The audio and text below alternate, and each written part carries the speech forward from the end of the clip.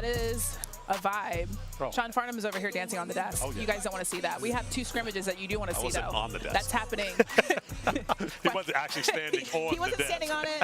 He's behind it. Okay, you're right. All right, so we got 2 scrimmages. The first one is between Team Forehand Kelly. That's Ryan Forehand Kelly, the Nets assistant coach.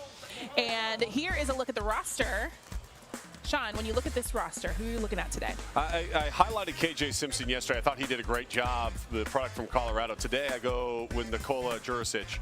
6'8" from Serbia, showed some good ball skills, had a great pass yesterday that caught a lot of people's attention. He plays under control. He's not an elite level athlete, so what he does really well is try to shift the body weight of the defensive player to create a seam to attack.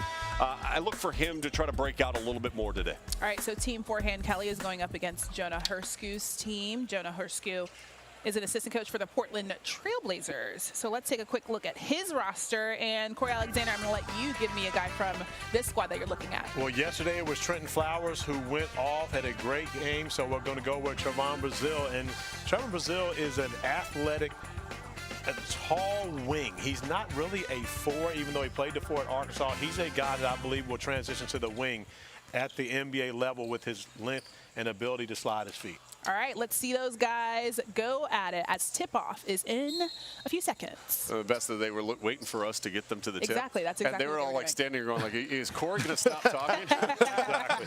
But most of those guys know me, and they know that's never going to happen. They're like, oh, it's Corey. We're good with that. The interesting two today, and Pelle Larsson, number 77. He's a Swedish product. If he gets drafted, there is no current player that was born in Sweden that was drafted in the NBA. Very versatile player this year for Tommy Lloyd. Kind of, you hate to say it, but a Swiss Army knife. Can do a little bit of everything. Maybe nothing. You only I hate like to what say you did that there. because he's from Sweden? Yes. Okay. But maybe nothing that he's elite in per se, but just really good across the board. And to me, that's what makes him an interesting prospect. But at his size, he doesn't have to be elite. The only guys that have to be elite at something are guards. When you have that length and athleticism, you don't necessarily have to be elite at anything. But what does help Pelle Larsson is his basketball IQ. I think he has a high basketball IQ. And that area, when you have that size and athleticism, you can be elite there.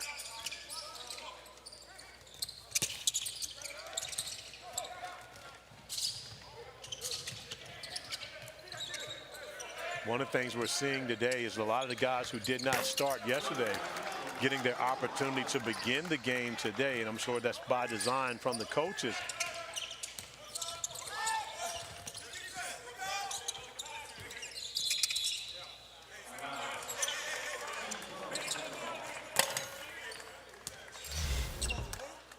Jamir Watkins, not Jameer, as I've been calling him all year, but Jamir, as his mom Tanya made sure to let me know at the hotel earlier. Jamir Watkins knocking down the 3. Good 3. I love the pass, though, from Coleman. And Coleman's another guy who played at Illinois. You look at the size. He's bringing the ball up the floor. Had triple-double this year for the Illini. Can space the floor a little bit. And with his size, you have a lot to his game. I mean, just watch the ball in his hands and how he's able to control things. Draws the foul there. But that was a great touch pass that led to the Watkins 3. And a couple of players that we've seen these coaches empower forwards to bring the ball up. And we see that at the NBA level. And how important is that, Bobby, when you're evaluating a player and you have a 4-man stretch 4 that can bring the ball up the floor to initiate your offense? It's all about versatility. I think the day of, a big that's basically going to put himself down in the paint or post up here, I think the ability to certainly bring the ball up, the ability to switch, the passing, I think is a big thing. And that's a big reason why, don't get caught up when you look at box scores from yesterday or today and a big has 2 points and 3 rebounds. It's almost like equating it to evaluating a European player that maybe will play 12 or 13 minutes. It's basically what the skill level and how that skill level could translate to, to becoming an NBA player. I was talking to N'Faly Dante last night with Dana Altman downstairs in the lobby of the hotel. And here's a player that at Oregon dominated in the stat category and got the ball early and often. And yesterday got minimal touches. And to your point, like the Europeans, sometimes you look at guys and they average in 4 points and they become a first-round pick. So when you're a scout or a general manager, Bobby, and you're seeing these bigs, because these games are designed for the guards and the wings. So when you're a big, what are you wanting to see? Run the floor, rebound. Don't do anything you can't do. I don't want to see a big come down and throw up a three in transition. Like, just know who you are. Do the little things here. I think you're right. I mean, these are designed for guards. I think the one criticism I would make over this last couple of days here is I think they could have done a little bit of a better job as far as balancing the teams out a little bit, as far as, you know, focusing on, you know, guard play a little bit more. During the weekend at the G League Elite Camp, it was guard heavy. Yeah. I think one guard from that group, Boogie Ellis, wound up getting called up here. So guard play you have to have the right point guards. You got to have the right point guards, or you're going to get lost here. Yeah. But that raises a concern with me, Bobby, just from the simple fact that the point guard position is becoming less and less. I won't say important. Well, That's you'll not see. the right Well, how word. about Phoenix? Phoenix is a good example as far as, you know, everybody's saying Phoenix needs a point guard. But the majority of it is that KD and Booker and Beal have the ball in their hands a lot. And we'll talk about that when we come back, because I think that's a great conversation, because I disagree with the many that say they need a point guard. They need a facilitator. There's a difference between the two. I just Corey like Alexander Jurisic disagreeing. getting a little finish at the rim. Never heard of that. All right, we're going to go to break. Last year was also a Frenchman in Victor Wembanyama. We'll see if he's able to do it again. The most French I know is Le Poisson, Le Poisson. You also know Oui Oui. Yeah, but the Little Mermaid is what really taught me the most French. Is that from The Little Mermaid? Yes. Don't remind me of that movie. I watched it 1,000 times, and Oak Hill was the only thing There's that my we had guy, on guys. VHS. Oh, I was like, why? Jurisic. Big Little Mermaid guy. Jurisic has moved well without the ball early, got it to dunk. That time, got to the court, ran to the corner in transition, had his feet set, was catch ready. And Jurisic at 6'8" is a guy that will play with the ball in his hands. We showed him show off his passing ability yesterday, the behind-the-back pass to the three in the corner, but a guy that can play with the ball in his hands. And when we talk about facilitators, if you look at the reigning world champion, their facilitator is a 7-footer, right? We talk about the Orlando Magic. Their facilitator is a 6'10" guy. You go and you look at different, I mean, again, everywhere for the last 21 seasons that LeBron James has been, he's been the facilitator on that team. Well, you even look at how this Denver-Minnesota series has changed a little bit. What Michael Malone has allowed is Aaron Gordon to bring the ball up, to kind of give pressure off Jamal Murray here. So you're looking at a 6'9" facilitator. So the day of the old John Stockton, Jason Kidd type point guard. Careful calling me old, Bobby. Hey, I'm with you. Corey's like, I played against him. I'm with you. Yeah, the day and age of a player, you know, averaging 10 or 11 assists is a little bit different. You might get that more from a Jokic type player. Well, and go to the college game within that. Like, one of the things that Gonzaga has done so well over the years is it's empowered their bigs to bring the ball up the floor. And this is going to lead me back to the discussion you wanted to have, Corey, as we went to commercial break. Chet Holmgren used to bring the ball up all the time when he was in Spokane. Yes. Drew Timme brought the ball up. Kelly Olynyk brought the ball up. And what that often created was mismatches in their offense that allowed it to get into the flow in which we see Gonzaga operate at the collegiate level. To your point now, going back a couple of years ago, because I always love paying off a good tease, and you had a good tease that you wanted to go back to. Oh, let's go back to it. We talked about the difference between Paolo Banchero, Chet Holmgren, and Jabari Smith. Now, when we were here, Bobby, in May of, I guess that's 2022, all the talk was Jabari Smith was the guy. He was the #1 guy.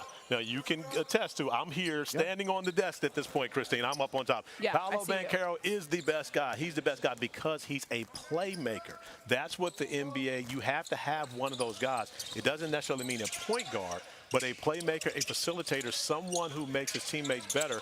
And because of their ability to not only score, but pass, they become de facto, whether it's the point forward, point center, as we see in Jokic, or a point guard. Yeah, I go back to that draft. I remember that draft very well. And it's funny to me, Bobby, like we fall in love, like comps. Like I did a bunch of comps. We've talked about that. We've laughed about some of them and all that stuff. But like, so often we make irrational comps. Like Jabari Smith, like, oh, he's 6'10" and he can shoot, so therefore he must be Kevin Durant. And you always go to, who is the hot guy in the NBA at that time? Well, even like, you know, a good example is Reed Shepherd from Kentucky. And, you're doing research and you're calling, college teams and coaches, and they said, give me a comp, and it was like Dante DiVincenzo.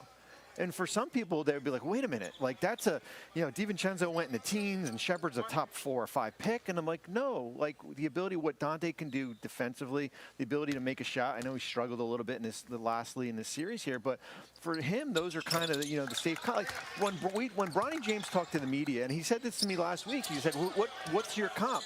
Davion Mitchell. Yeah. And it's like people go crazy about it. No, like you kind of have to know who you are. Oh, I got someone at me yesterday like, Jamal Shedd's going to be so mad at you that you compared him to Earl Watson.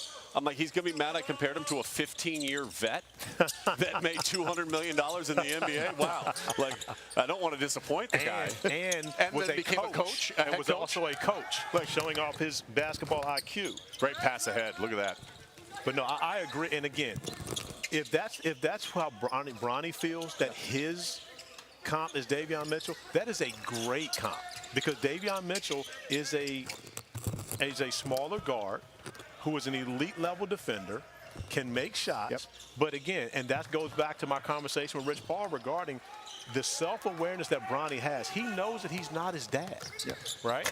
He understands that he knows what his role will be in the NBA, and that's always going to be important when you consider what guys think. I mean, guys, it's 19-0, just so we know. I mean, we're talking, but it is 19-0. And I was actually turning around watching this game. Yeah, you were talking about a lot of stuff that was not this score Hey, they scored. Now.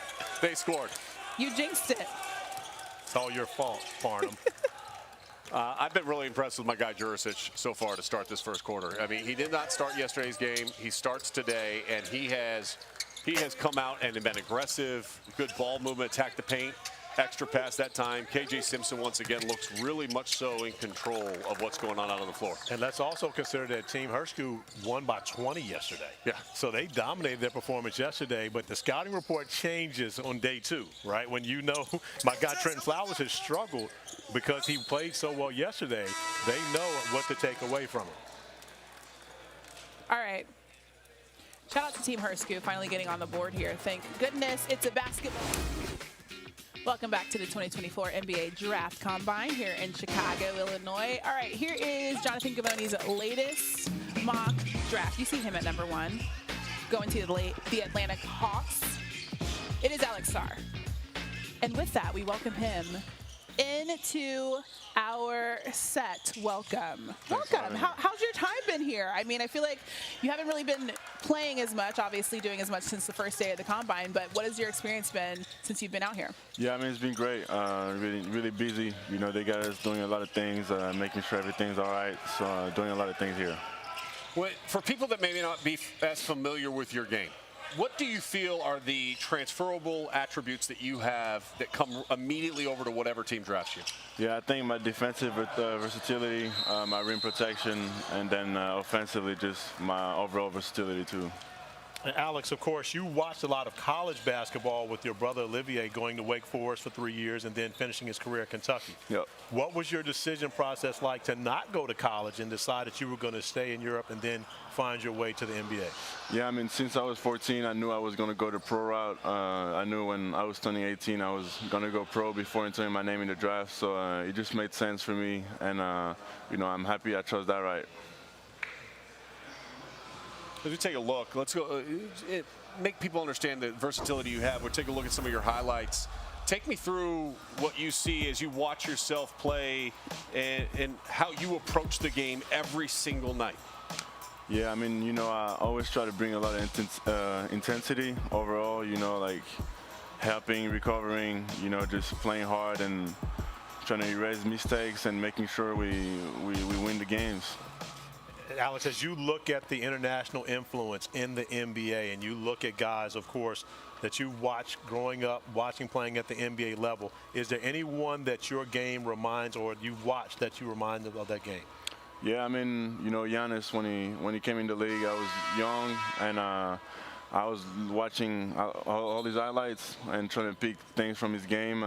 So yeah, and I was definitely looking a lot at him when I was younger. So now let me ask you this again: as a young player, Yeah. do you watch more highlights than you do actually watching basketball games? I mean, when I was back in France, it was pretty tough, you know, with the time difference to watch a game Yeah. because, you know, you got school and basketball the next day. So being up at 2 a.m. isn't the best. But now that I'm here, you know, I'm more locked in the playoffs than watching highlights. Gotcha. And of course, with all the French connection that's in the NBA right now, a guy by the name of Victor Wembanyama, not sure if you ever heard of him or not, but with all the French connection, then you go back to Tony Parker, Boris Diaw. How much of that has to do with you being in this position? Yeah, I mean, you know, I feel like French basketball is in a really good spot right now. We have a lot of new coming players in the league, and of course, you know, the greats like Boris Diaw, Tony Parker, Nick Batum, Gobert, Evan Fournier, you know, that are really in the league, and you know, it just shows that our national team is going to be really good in the next couple years. Okay. Now, what about this year? We got Olympics coming up. We gonna see you in there? I mean, I hope. Okay. We'll see. All right. Good stuff. Alex, how about you've been working out in Santa Barbara for the last month or two here? What's been the primary focus that you've been trying to work on? Yeah, I mean, I'm just working on my three-point shot, you know, just making sure I'm becoming a really consistent shooter from the three. So that's what I'm focused on right now. How important is being picked #1 to you? I mean, you know, I can't really control that, but I think it means a lot. You know, it means you're the best player in your class, and I think that's what I am, so it's important to me. Now, it's when you come to the Combine, and in previous years, people haven't been required to do the testing, the medicals, et cetera. What do you think about the change that you're the first part of that made sure that, guys, it was a requirement for you to be here and going through all the strength and agility? I mean, I think it's a good thing because you don't get any surprise when you draft a player, I guess. And, you know, I think as players, you shouldn't have anything to hide, and you should be able to come out here and make shots, you know, like it's not that big of a deal, and I think it's a good idea. How about your brother Olivier? As far as on a two-way contract with Oklahoma City, I know he's hurt. How much have you leaned on him as far as with learning about the life in the NBA? Yeah, I mean, I learned a lot from him. You know, he's where I want to go. So I take every piece of advice I can get from him. I talk to him every day, and he gives me a lot of advice on what life in the NBA is like. For those of us who've seen a lot of Olivier, how is your game different than your big brother? I think maybe I put the ball more on the floor than he does right now. Okay. I want to ask you, first of all, obviously a lot of people have you projected #1. You talked about how you can't control it, but why do you think that you should be picked #1 overall? Yeah, I think I'm a versatile defender. You know, I can play in a lot of different schemes. You know, whether I got to guard guards or bigs, I can adapt to that. And offensively, you know, like I think my skill set can fit a lot of teams. What do you like best about Trae Young and DeJounte Murray? I mean, I think they're, you know, a really good combo guards. You know, obviously they got things going in Atlanta. They were almost making the playoffs this year, so they're really a really good team. Okay, what do you know about ATL? I used to live there, Okay. actually. So, I mean, I wasn't doing much, but I know Atlantic Station, so, yeah. Okay, and then Bobby, you have something else? Just going back to that, you came over and played for overtime for a couple of years, Oh, yeah, right? that's so true. how about that you know, that transition is a little bit different. So you basically have kind of been on your own. So the life in the NBA is not going to be something different. But how about how about playing for overtime and in the transition as far as coming over to the States? Yeah, I mean, you know, playing 14, that's when I was 16. It was a really great experience for me. You know, like what they got set up over there is really nice for young players. I think I had a lot of growth in my game, just being out there and, you know, just working on my body, working on my skill set in general. And, you know, I think it was really important for me in order to take that next step. Were you one of the guys out there riding the scooters around in Atlantic Station? I was sometimes. I was. Yeah, No more scooters between now and Don't do that. That would be bad. That would be so bad. No more scooters. I forgot OT was in Atlanta, but I do want to mention, because I saw people on Instagram, and I saw that you're like, when you dress up, suits, you like the sunglasses, you're like into the whole vibe. So obviously draft night, big night. What are you pulling up in? I don't know yet. Okay, but how are you going to pick it? Like, do you have an idea? Like, how are you picking what you're going to wear? Yeah, I mean, you know, I look at what previous guys did, pick things I like, pick things I don't like, but I'll make sure I look good. Going to go Paolo Banchero with the jewels all over him. I mean, you already That's did one of my favorite, He most said he already recent. did it. That's I true. can't You gotta, do that. You gotta Yeah, go. it's gotta be Okay, different. okay. He's You gotta gotta take do it to something another bigger, level. something Alex, better. Okay. We'll see. Next time Christine asks you a question like this, say, I can't tell you right now. Yeah, It's going to No, be a no, surprise. listen. Exactly. We need all access. We need to know behind the scenes what exactly is going to go down. That's valid. Awesome. Well, Alex, so great talking to you, and thank you so much for joining us. Good luck this week and the rest of the draft process. Thanks for having me. Thank Yes, you. of course. Welcome back to the 2024 NBA Draft Combine. We got a few special guests in the building, VIPs, if you will. B-Wright. Brian Wright is here, the Spurs GM. We also have Danny Ainge. A lot of these people were here yesterday as well, so it was great to see them in the building. Maybe the best ever draft day trade, by the way. Yeah. Danny Ainge. We also have Steve Ballmer here. Go Clips. Clip City, Chip City, baby. There you go. Steve Ballmer. We'll have a special guest joining us later in this game. Sean, I'm sure you'll be excited. Lawrence Frank going to come hang out with us. Wow. Yeah, we definitely need that. I need to be in on that. I tell the story all the time. So, you know, the part of this process, right, for NBA guys is they're all stars. They're all been stars their entire life. My son was attacked by a pit bull a couple years ago and almost lost his right leg. And huge Clippers fan. And one of their behind the bench coaches I've known for a long period of time, I texted him, said, you know, my son's a big Clippers fan. Can you? Reggie Jackson, Isaiah Hartenstein, and Terrence Mann all sent personal messages after they lost a game in Golden State to my son because it was his birthday and said, happy birthday. I know this hasn't been a good birthday, but I hope that this makes you feel better. The power that has. My son literally watches 82 regular season games from start to finish. He's 13 years old. He doesn't miss one. So you talk about young kids watching highlights. My son watches every single game.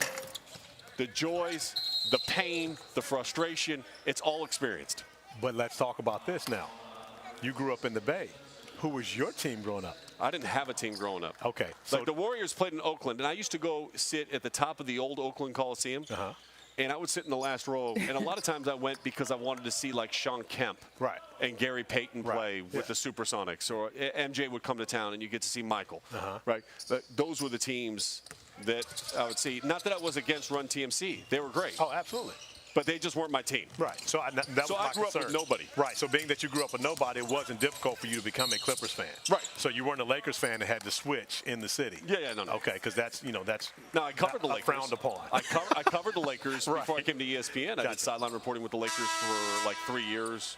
I was there the day Kobe decided not to shoot the ball in the second half of that series against Phoenix.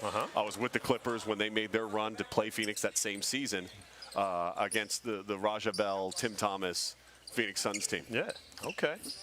Being a Clippers fan must be tough. Sometimes.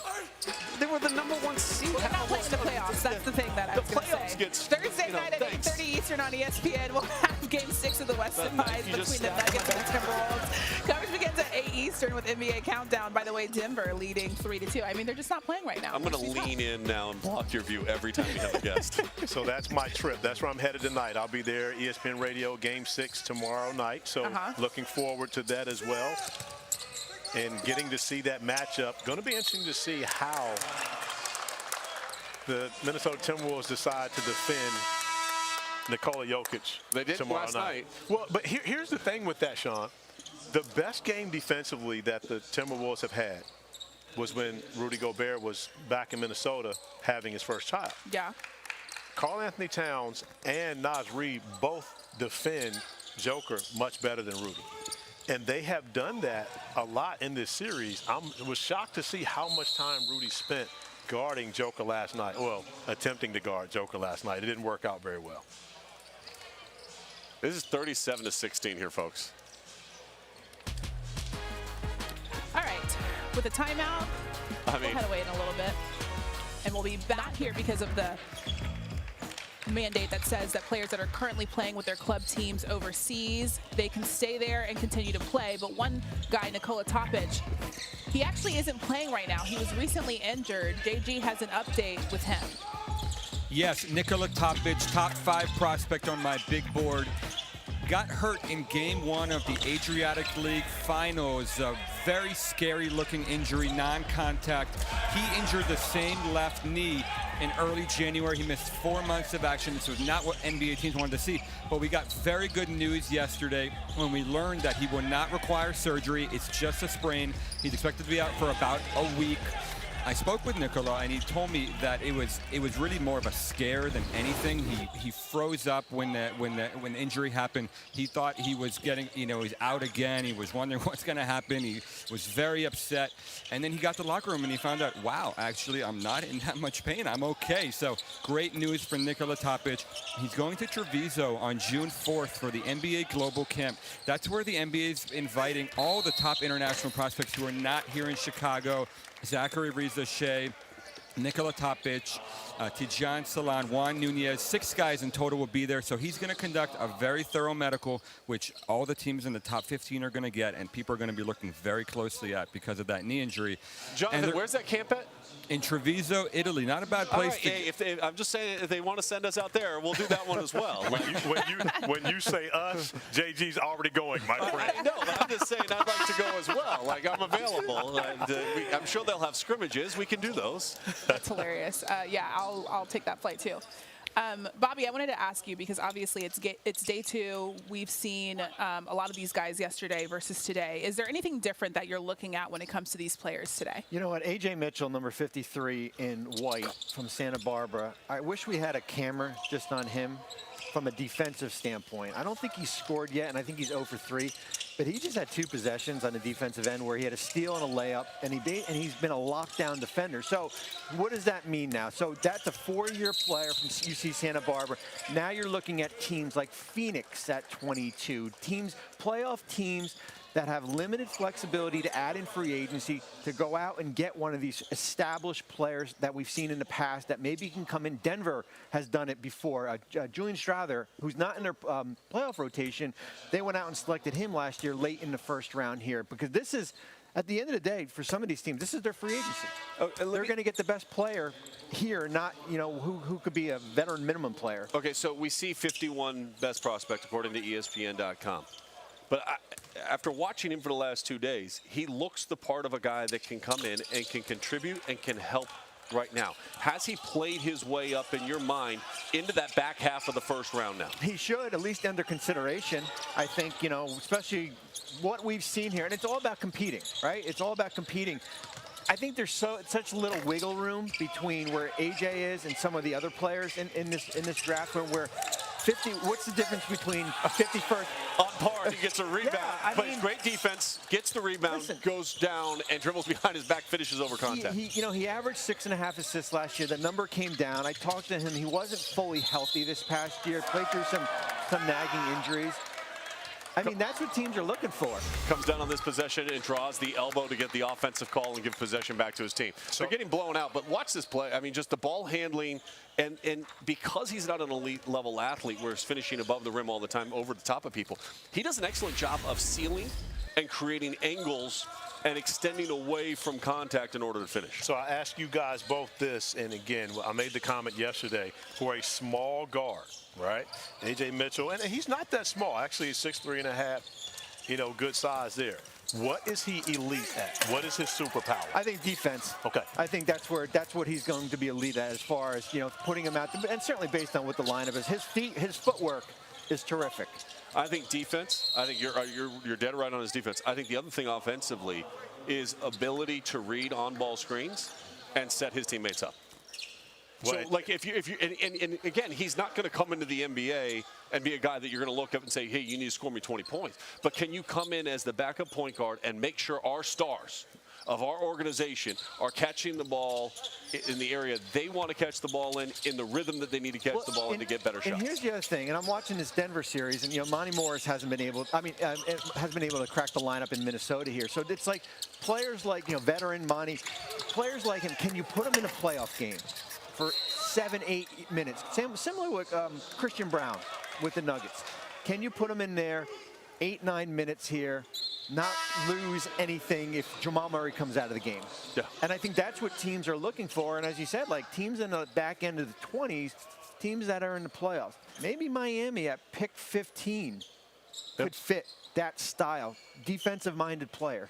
I believe that Miami is the one organization that doesn't mind going after a 4-year college guy and saying, hey, we're going to bring you in because, and I think I mentioned this yesterday, Eric Spoelstra told me verbatim, Nikola Jovic had to learn how to be a Miami Heat player before he had to learn how to be an NBA player. And Miami's culture is completely different to where they are able to bring in guys, and the value of maturity means much more to them than it does to other organizations who are looking more for potential than they are production.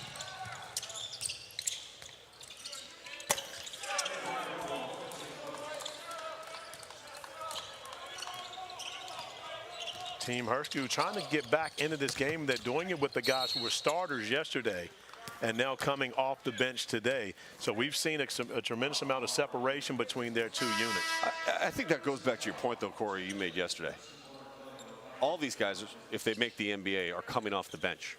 So as important as it is to show as a starter how you look, maybe even more importantly, when the game and the tempo has already been established, how can you be disruptive? How can you dislodge that as you come off the bench and fulfill this role? Because that's the role you most likely will have at the next level. Hey, you bring up a great point. I can remember my best game as a rookie was playing against the Utah Jazz. And in that particular game, I'm not saying that this happened oftentimes, but in that particular game, John Stockton was having his way with Avery Johnson. Bob Hill says, Corey, go. I end up playing 20-plus minutes in that game and doing a great job defensively on Stockton. We win that game. And again, I was never known as a defender. Let's start with that. That was not my reputation. However, when you, as Christine mentioned yesterday, when you've been the guy and you get an opportunity to play at the NBA level, you have to find a new identity. And that became my identity then, as I was a guy that could go in and slow down other point guards if it wasn't working out for AJ during that game. So that's a great point, Sean, that you bring that up, because each and every one of these guys would have to be called on to do things. Corey, like I have to show you something really fast. We have something specifically just for you. Stand by. Here it is. With the 29th and final This is selection 1995. in the first round of the 1995 NBA Draft, the San Antonio Spurs select Corey Alexander from the University of Virginia. Look at that guy. Wait a minute. Look at no gray hair. Let's start with that.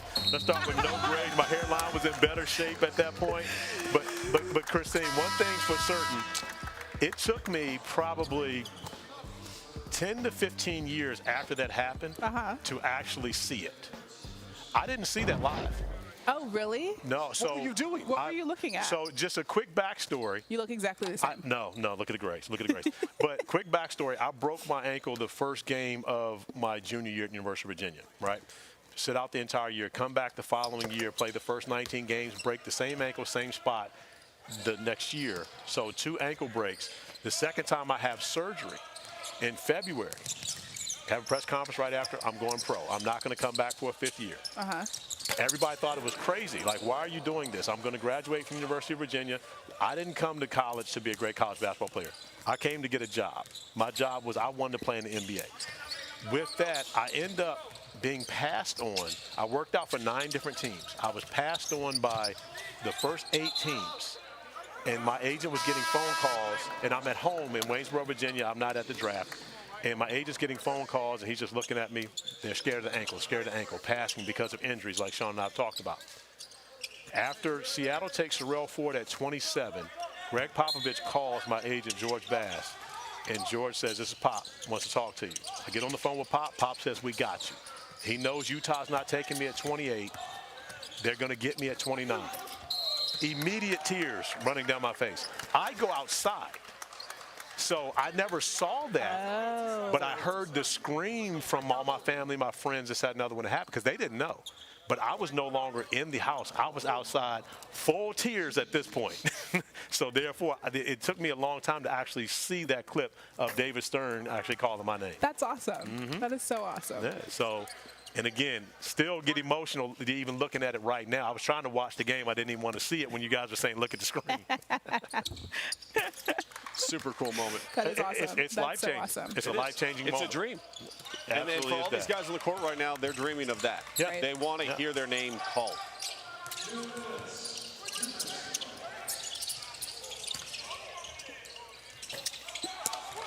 Jonathan Mobo fits that mold, by the way, of a 6'8" guy that can bring the ball up the floor. At Missouri State, he played with his back to the basket. At USF, Chris Gerlifson gave him the freedom to bring the ball up. That's a good find in the corner after initially flattening out the defense. I'll give you another example of a guy like that, Ousmane Dieng, who's out of France, just like Alex Sarr. The OKC Blue won a G League Finals championship this year, but their entire plan throughout their entire season was to develop Ousmane Dieng into being an NBA player. That's how important it is. 12:30 Eastern.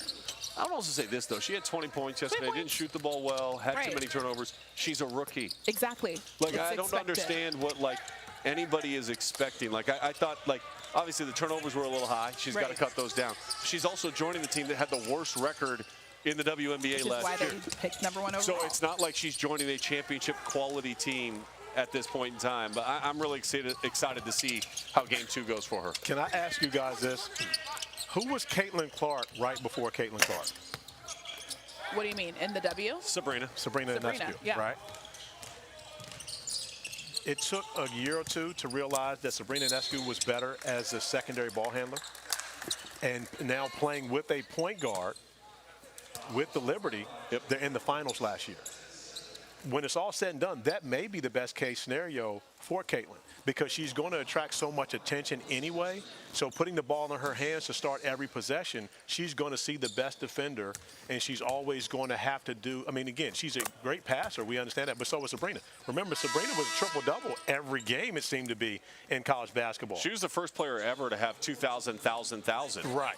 So when it's all said and done, it's a strong possibility in Caitlin's career we will see her as a secondary ball handler playing with a quicker, faster point guard that allows her to basically be able to demonstrate her best skill, which is her shooting, right, and allow her to be a secondary playmaker as well, but not having to face the toughest on-ball defender 94 feet every time. Because you can only imagine all the young women in the WNBA were just waiting for her to get there. All that's the what, attention that's that she's what the garnered. conversation was Yeah. when she was getting ready to go into the W.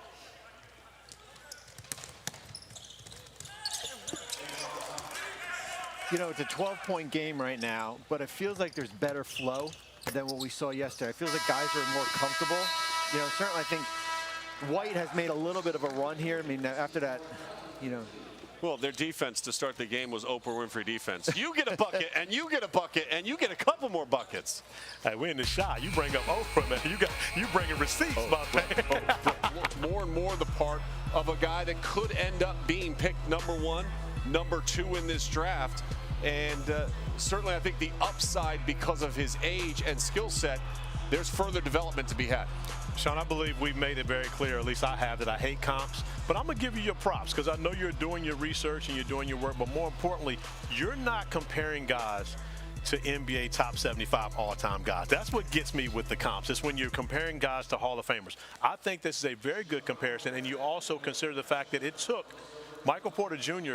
2 to 3 years to find that role with the Denver Nuggets. And so, again, to be able to have that comp for guys who it may take them some time to really find their way in the NBA. I like that. Great job on your part, my friend. I'm trying to be realistic here. Yeah, well, you're one of the very few. And people, Bobby, this is the thing. You and I talked about this a little bit. Like, people get upset sometimes with comps, and they go, well, how could the #2 pick be Michael Porter Jr., and then what did that mean for him? Like, by the way, if you have a career like Michael Porter Jr. is going to have, that's facts. That's an unbelievable lifetime. Well, like, you won the lottery. Well, especially, you know, he came into the draft, you know, basically red flagged with his back and goes the last pick in the lottery, and now he's on a championship team and starting on a starter and has had a really solid career in the first 3 or 4 years. But yesterday we had Will Dawkins on, the GM of the Wizards, and we asked about Bilal Coulibaly as far as the development, and it's about, you know, kind of where that player is in summer league, then training camp, and then how he finished the season. And that's a player that averaged 27 minutes and started 15 games, and you can see the progression that he had. But you also consider the fact of the draft. Again, and that's what you always have to take into consideration when you look at the Michael Porter Jr. draft, and he only played one game at Missouri and had the injuries. But then you consider the fact that in that draft, you've got DeAndre Ayton. You've got Luka Doncic. You've got Trae Young. I mean, that draft was elite. So this draft is nowhere near as top-heavy as we saw in that draft. So a guy like Ricochet, who would go number 2, possibly, maybe number 1, you know, you always have to look at the depth of that draft as far as the consideration. Well, and two, and Jonathan's going to join us in a minute here. You know, Jonathan and Jeremy Wu, they've seen these kids from like the infant stages. Like, it's not just about, you know, getting on a plane and going over and seeing them in France like for the last 3 months. They've seen a development here, so there's a more body of work than certainly just the last year here. I don't agree with the Michael Porter comp. Just want to start right off by saying that. Wow. I've been watching. Who invited him? I've been watching Zachary Ricochet since he was 15 years old, and I've been watching Michael Porter also since he was 15. Michael Porter was a freak athlete in high school who played no defense whatsoever. Zachary Ricochet is a reluctant scorer at times, who is his best trait is his defense. The way that he navigates screens, you know, disrupts off the ball. His feel for the game is absolutely elite, and he's a terrific passer. Michael Porter is a bucket. I would compare Ricochet more to a Jaden McDaniels or a Franz Wagner type than a Michael Porter. Someone who's more of a complementary player. You know, who comes into games and impacts the game with his feel for the game and with his shooting. I'm interested to hear what your definition of a bucket is, because when I look at Michael Porter Jr., I think he's a shooter. And I think a shooter is different than being a bucket. So what do you consider to be a bucket? Michael Porter Jr. in transition, he's amazing. He can attack closeouts. I mean, he gets on the offensive glass. He does a lot of different things. Now, the back injury impacted his career to a large extent, but Michael Porter Jr. in high school could do absolutely everything. Agreed. I watched him a lot in high school. I agree with the fact that he can do it. But he's never been a guy that's played off the bounce, putting the ball on the floor. He uses his size at 6'10" to be able to shoot over top of defenders. And so that's where I think is his greatest skill. Right. When I consider bucket, I'm thinking a guy that you can handle the ball and say, go get me one. Yeah. Those are the guys that, you know, I look at as Ricochet bucket. struggles off the bounce a little bit to create his own shot. He's not a ball handler. He's not a playmaker. It's not where he thrives. Yeah. And that's where the comparison for me is the ability to run the floor and get to the corner and knock down that three-point shot at, again, 44% clip over the course of this year. Ricochet has that ability. I agree on the defensive side of things. In particular, I think he's great in the help side. His ability and awareness in the help side defense, I think, transitions immediately at that next level. I think the upside for this young man is there. He's 19 years old, and I think there's a lot of growth. His body certainly could fill out more than where it currently is. He doesn't get to the free throw line a whole lot. Right. That's a part of his game that has to improve in being able to go through contact when he attacks the rim, to draw contact and get to the free throw line and manufacture points. Definitely. I mean, sorry, I just love that Jonathan came up here and he didn't even look at Sean. No, he looked at Bonnie and Kelly. Like, at least look at me. I agree. He looked into my soul, and I didn't even get the comment.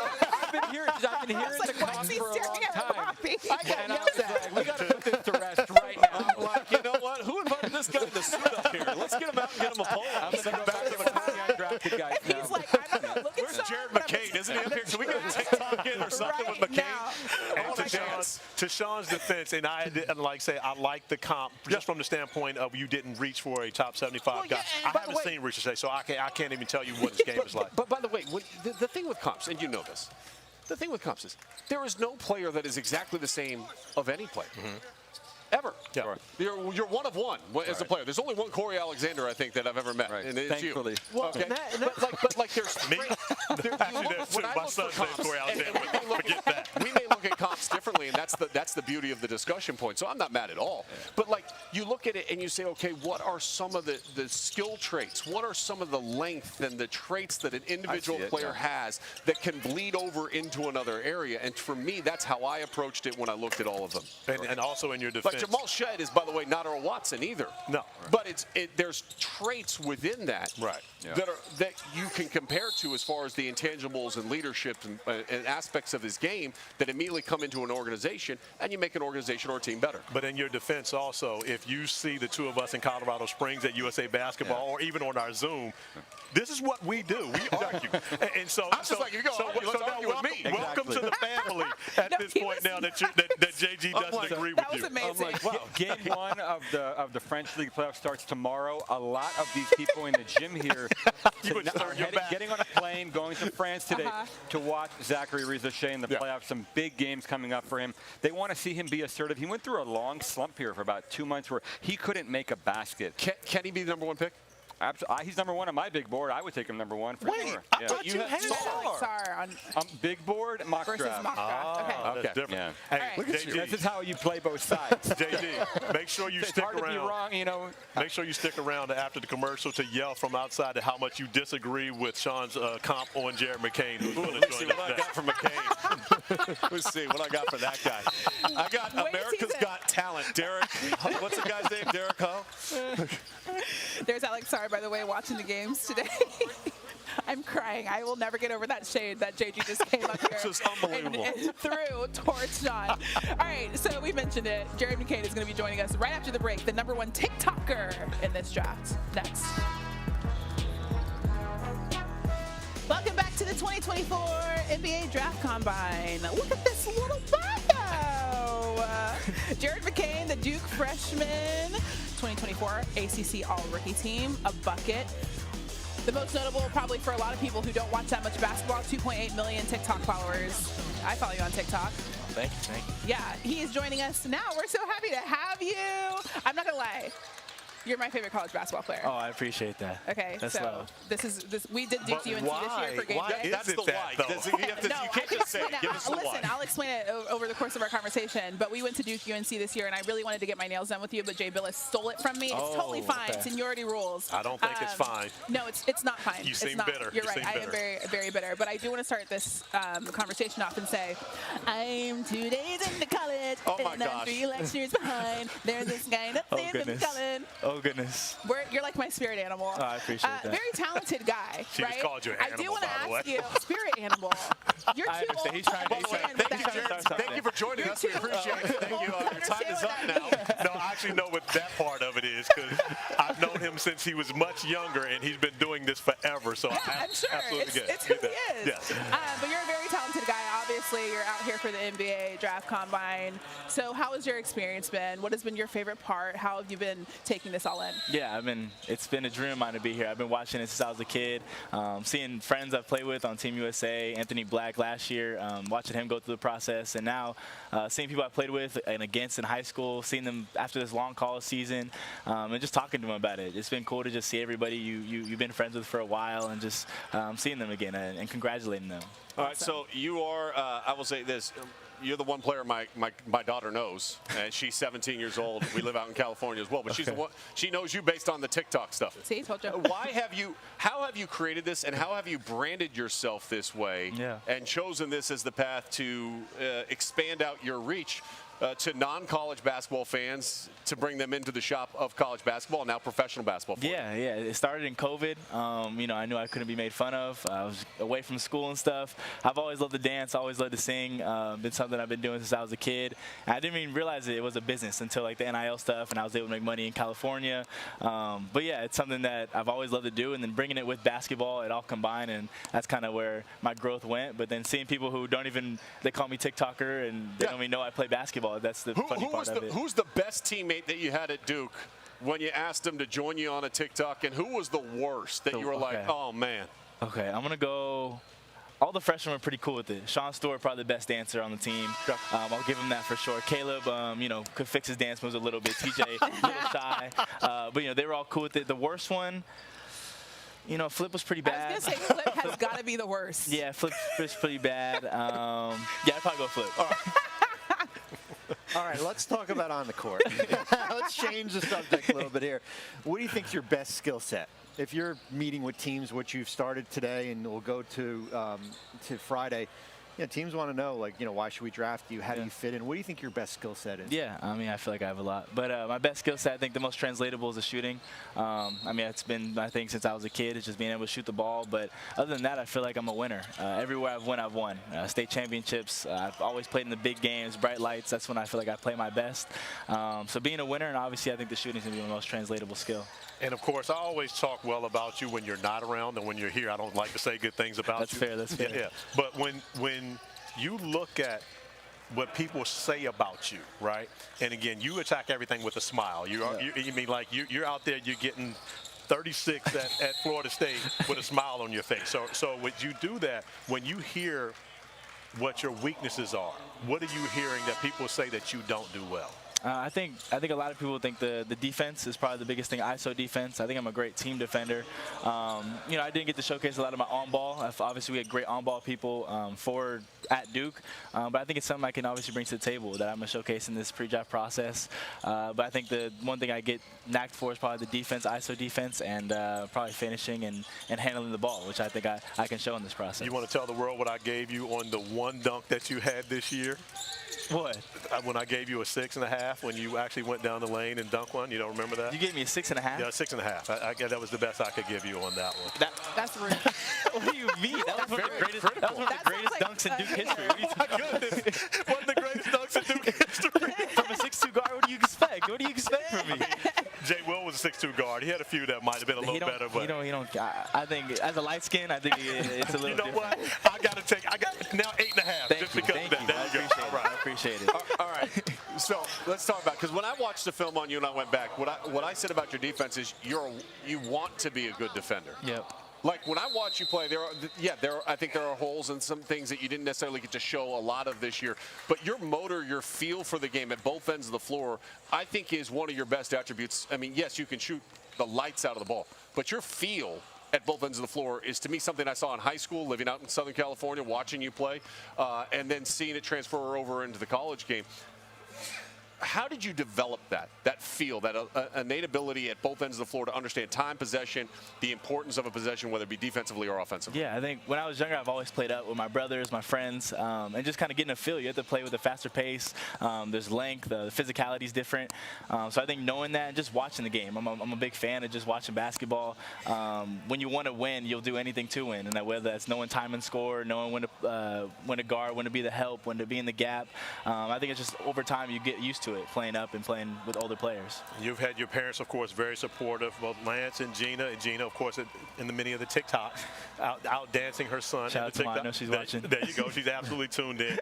But when you think about the support that you've gotten from them and your brother as well, I mean, how much has that meant to you throughout this journey, knowing that you've always got that support system behind you? Man, it's the best thing. I think a support system is one of the main things to be a great basketball player. You got to have great people around you, not yes men around you, just doing whatever you can to be and stick around you. So having my family it's been amazing, especially them being in Durham. They didn't miss a game. My brother being a grad assistant there. I mean, me and him, we worked out every single day together. We were, he talked to me about my film, about what I could do better, and yeah, they were there for me the whole time. So the sacrifices they make is the best. Wherever you hear your name called, Lance and Gina going that way? They definitely are going to be tuned in. Yeah, they're definitely going to be there, help me move in. Mom's going to be wanting to, help me with my laundry, cook me some home-cooked meals, and yeah, for sure. Don't take that for granted. Hey, I won't. One thing, obviously, you have a lot of followers on TikTok. We talked about that. You also have, it's very odd, a lot of people that hate on you and your demeanor. But I was talking to Flip about how he would describe you as a player. He said you're very grateful. It's very clear that you play with a lot of joy. Where does that come from? I think gratitude is something I was really big on this year, especially going through ups and downs as a freshman. I was huge on gratitude, controlling what I can control.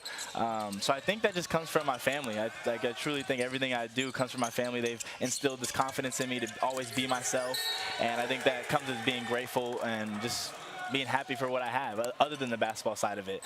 But yeah, I think that comes from my family. I'm 2 days in the college. Oh my God, Bobby. Lectures Cut to commercial. Again, I don't like to say good things about him when he's here, but this guy might win the interview process when he sits down with team. It's a natural. It's a natural. Thank you so much. Good teacher. Thank you guys. Appreciate it. All right, let's take a look at this game once again. See where the scrimmage Here's what I'm is. going to do. Jared, Team I'm taking a picture for my daughter. Down 60 to 48. We'll send that to her right now. No, we're doing a TikTok later. Okay. If we can, that would be awesome. I've been working on my vocals just for you. We've heard your vocals, and they sound really good. No. I'm a good singer. In the shower, you might be. I'm a great singer. Everybody sounds we have good in to the find shower. good acoustics. Yes, that's where the shower works. I learned I was good. Like, Exactly. Jared's still in the interview, and he's done interviewing. That's the amazing part about it. Oh my gosh.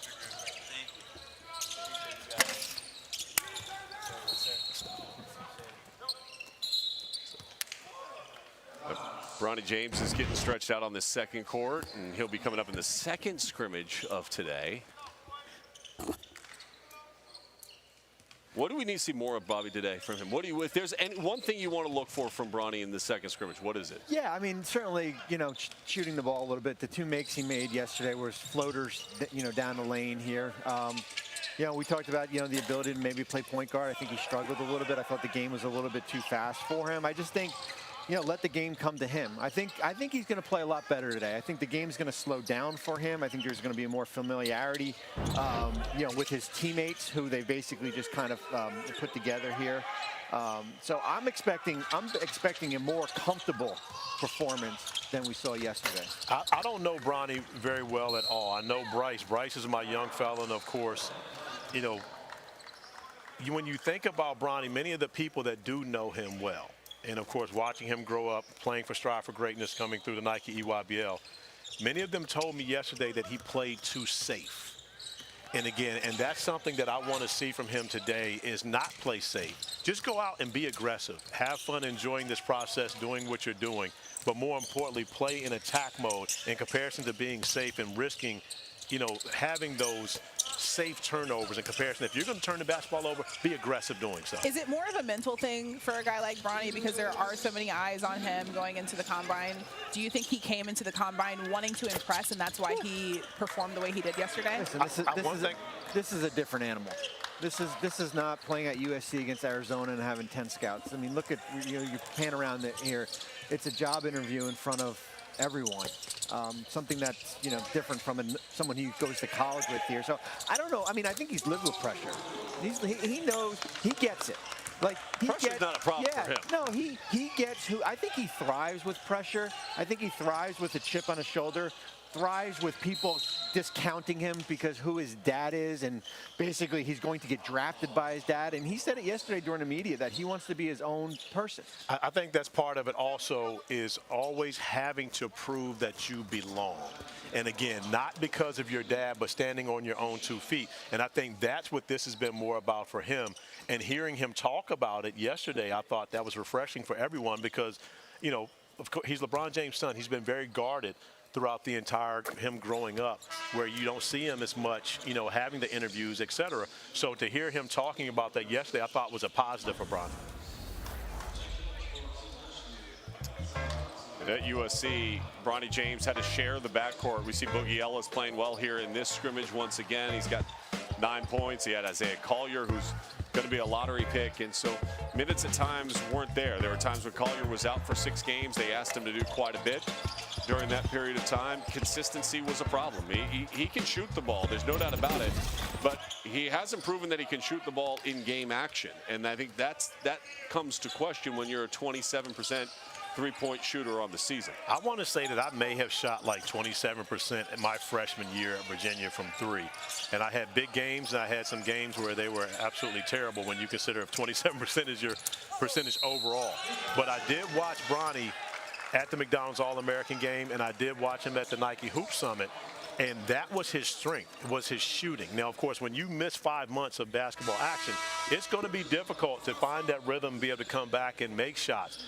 But having to go and prove it here in front of these guys, especially in game action, is a completely different animal, as you mentioned, Sean. We know he can shoot the basketball, 19 of 25.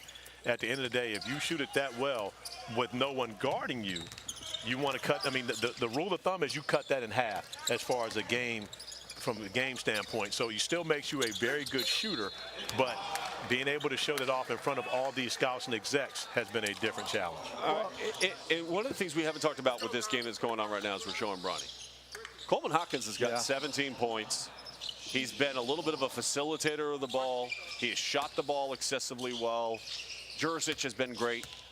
There's some players on the court, and we've had some great interviews here, but there's some players on the court today that I think are playing with that freedom, Corey, that you were talking about, maybe some hesitancy a day ago. Now all of a sudden playing with better freedom and saying, hey, this is it. I have nothing to lose. This is my last opportunity to give everybody an impression before they leave Chicago that hopefully opens up the door to individual workouts and discussions about where they see them potentially. But Coleman Hawkins, 17 points, 4 rebounds, a couple of assists, runs the floor very well, has brought the ball up the court. I think he showed really well today, Bobby. I agree. I mean, this is important too. I mean, what you saw at Illinois too, the body of work, real live game, Big Ten action here.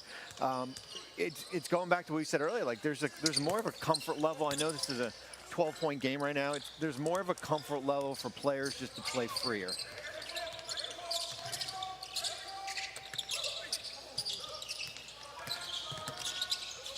Sean, as you mentioned, that nothing to lose as many of these guys go out and play. When you look at it, that's the actual mentality that you have to have regardless of what your role is at the NBA, right? When we talk about one of the greatest to ever play the game, LeBron James is not thinking about his legacy when he's on the floor. He's not thinking about anything other than playing basketball, which is part of the reason why he continues to do it. And that is the mentality as an NBA player you have to have. You can't be concerned about what others have to say about you, what your legacy is, anything like that. It's solely about how you perform on that court, playing as though you have nothing to lose. All right, at the end of the third quarter, it's 71-59. Come on, man. Love it. I love it. I love it. I love it. Hey, one thing in transition, right? Too many of us are running back and we don't see where the ball's at, right? Prioritize your threat in transition. The threat is the ball. Somebody got command ball. Visual, loud, visual, okay? Then we got to fill in the puzzle pieces behind it. We got problem solve behind it, okay? So we got to talk about it behind it. We got to protect our rim, right? Now we got to find most dangerous. Who's the shooter, okay? Tighten up our transition defense will be good. Take off the credentials. Welcome back to the 2024 NBA Draft Combine here in Chicago, Illinois.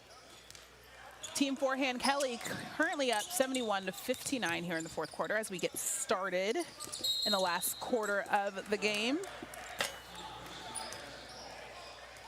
This has been a game that Forehand Kelly's team has played so well from the start, and I think a lot of that came with the freedom in which the guys have approached. Coleman Hawkins has been that guy that we've talked about over the course of this game, shooting the ball so well, bringing the ball up the floor, the versatility that he can bring to your offense. We saw a lot of that under Brad Underwood at Illinois, but good ball movement leads to a shot ready. His feet are set, ready to go. He can drive the lane. He's made some nice touch passes as well that has led to assists for his team. And again, a player that is trying to cut through and get somebody to bite and say, let's go, let's bring him in for an individual and let's see what else he can bring to the table.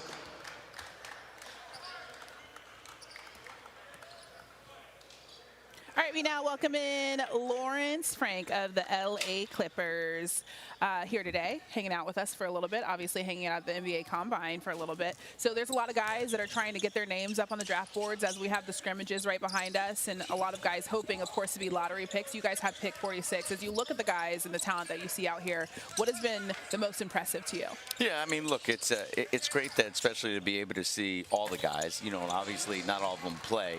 And I think you put everything in context. You know, all these guys have a body of work. We've seen these guys play multiple times live over the course of their college career. But you give them credit because this is an unstructured environment. There's no roles delegated. Everyone's trying to show their best selves, not necessarily doing it for each other. So I think with it, you take everything for what it is. But it's awesome to watch them play. I also look at the difference between day one and day two. They get some feedback. They make some adjustments. They understand if someone's taken away what you do best, what else can you do to impact the game? Typically where we're picking, you know, the odds of having a long NBA career are against you. So what is going to be your piece?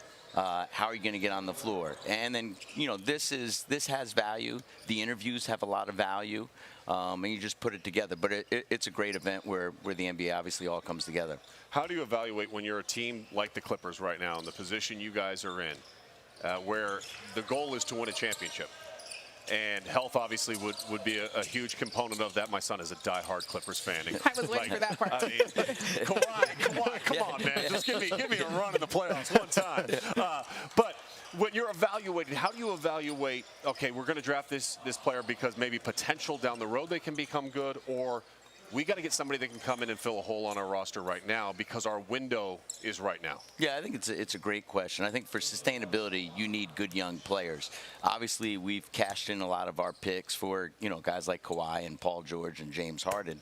But also we've been really fortunate to get a guy like Terrence Mann at 48, or to get Amir Coffey undrafted, or Brandon Boston, who's had some real good moments for us in the 50s. So I think it comes down to really best available player. But also, as you know, this is such a projection business. Now, last year we took 2 older players in Kobe Brown and Jordan Miller who are more ready to contribute. Theoretically, their ceilings are lower just because they've had more runway. But I think you just evaluate, you know, in terms of where it's at. There's certain types of players that we like. In team building, the hardest thing to do, as Bobby knows, is to get that top 5 guy.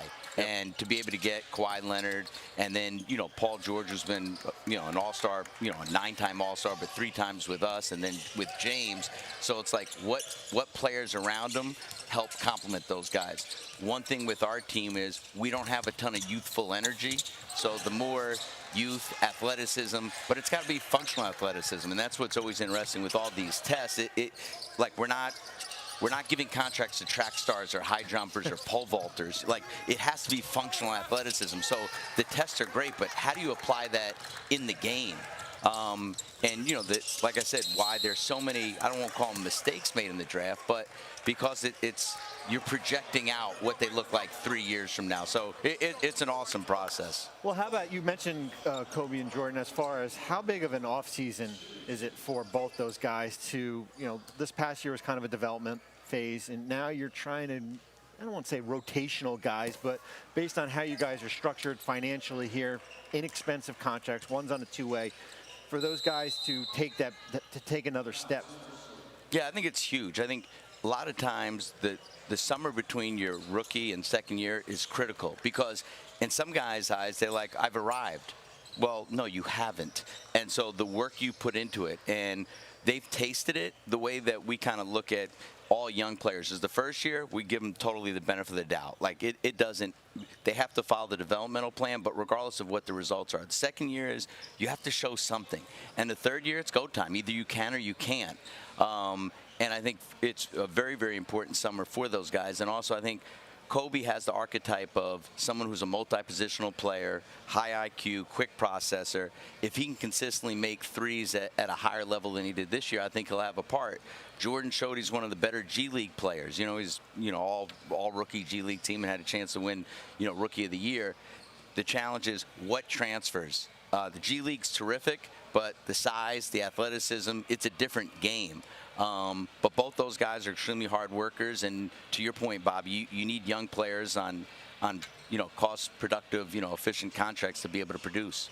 And you talk about it being a different game. Now, you've held every position available at the NBA level, right? I mean, coaching, executive, assistant coach, you've done it. When you look at this process today compared to when you first started out in this league, the college difference to the NBA, and you already mentioned the G League difference, how much larger has that gap gotten between being a good college player and coming in and being a NBA player? Yeah, I mean, it's amazing. You think about, I mean, you know, even when you played, just the 4-year player. And now, but yet the interesting is the 4-year player, you know, back in the late 80s, you know, those guys used to be top 5 picks.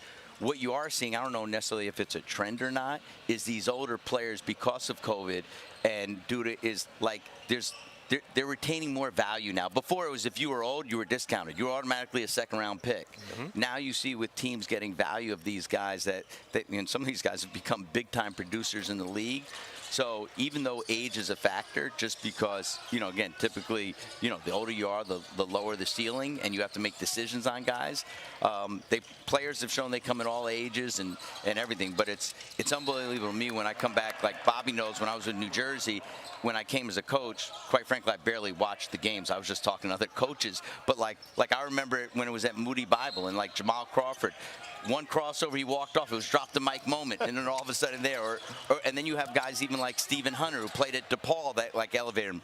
When we were in New Jersey, like Brandon Armstrong. And then recently you look at like guys like Jalen Williams and Brandon Podziemski and how they've helped themselves, or like Kyle Kuzma, where he had, I don't know, maybe 7 threes in a half. So it's an awesome thing. And I think, again, you just got to keep everything in context to not over-amplify it, but also to acknowledge what you saw. Well, you hit it right on the head. You know, there's 2 games here, but they did play 30 games during a regular season and conference, and some guys have been three years. But I just want to shift gears real quick. You know, you made the James Harden trade back in late October, early November, and it's injuries aside, and I know that's a big thing. But what did you learn about the roster of your team since that Harden trade? Yeah, I mean, for 2.5 months, we had the best record in the NBA. We were 26-5. You know, over a 40-game stretch my math isn't great, but it's almost half the season. We were 31-9. Now, and then we hit a dip. We basically went 17-13 the rest of the way. So we showed that we could be one of the best teams in the league, but we also showed that whether it's age, injury, whatever, it's hard for us to sustain it over 82. Then, unfortunately, in playoff time, that's the ultimate litmus test. You want to see it. And, you know, I feel so incredibly bad for Kawhi, our team, and our fans, because if you look, we were the face of load management last year. Paul George played 74 games, James played 72, Kawhi played 68. We weren't the only team that obviously dealt with injuries, but especially for us, and your son knows as a passionate Clipper fan. But I thought we showed our high level. I think we can play with anyone. And then I think over the course of 82 games, we probably have to do a better job with complementary parts to be able to sustain that level of high play. Branding always important in Los Angeles. We know that. It's a town of stars. The Clippers have stars, but you haven't had your own home. Now you do. How important is this building, the Intuit Dome, and the excitement that it's building around the Clippers with the section that's called the Wall? For people that don't know, it's for fans. It's first come, first serve seating outside of the first 3 rows for $35 a game. How important is building that environment for this organization? Yeah, I mean, it's a game changer. We have the best chairman in sports, Steve Ballmer, and what he's done, it's the ultimate manifestation of his commitment to the team, our fans, the city. It literally is going to be one of one. You know, you talked about the Wall. They have a Halo scoreboard. The resources he's provided our players.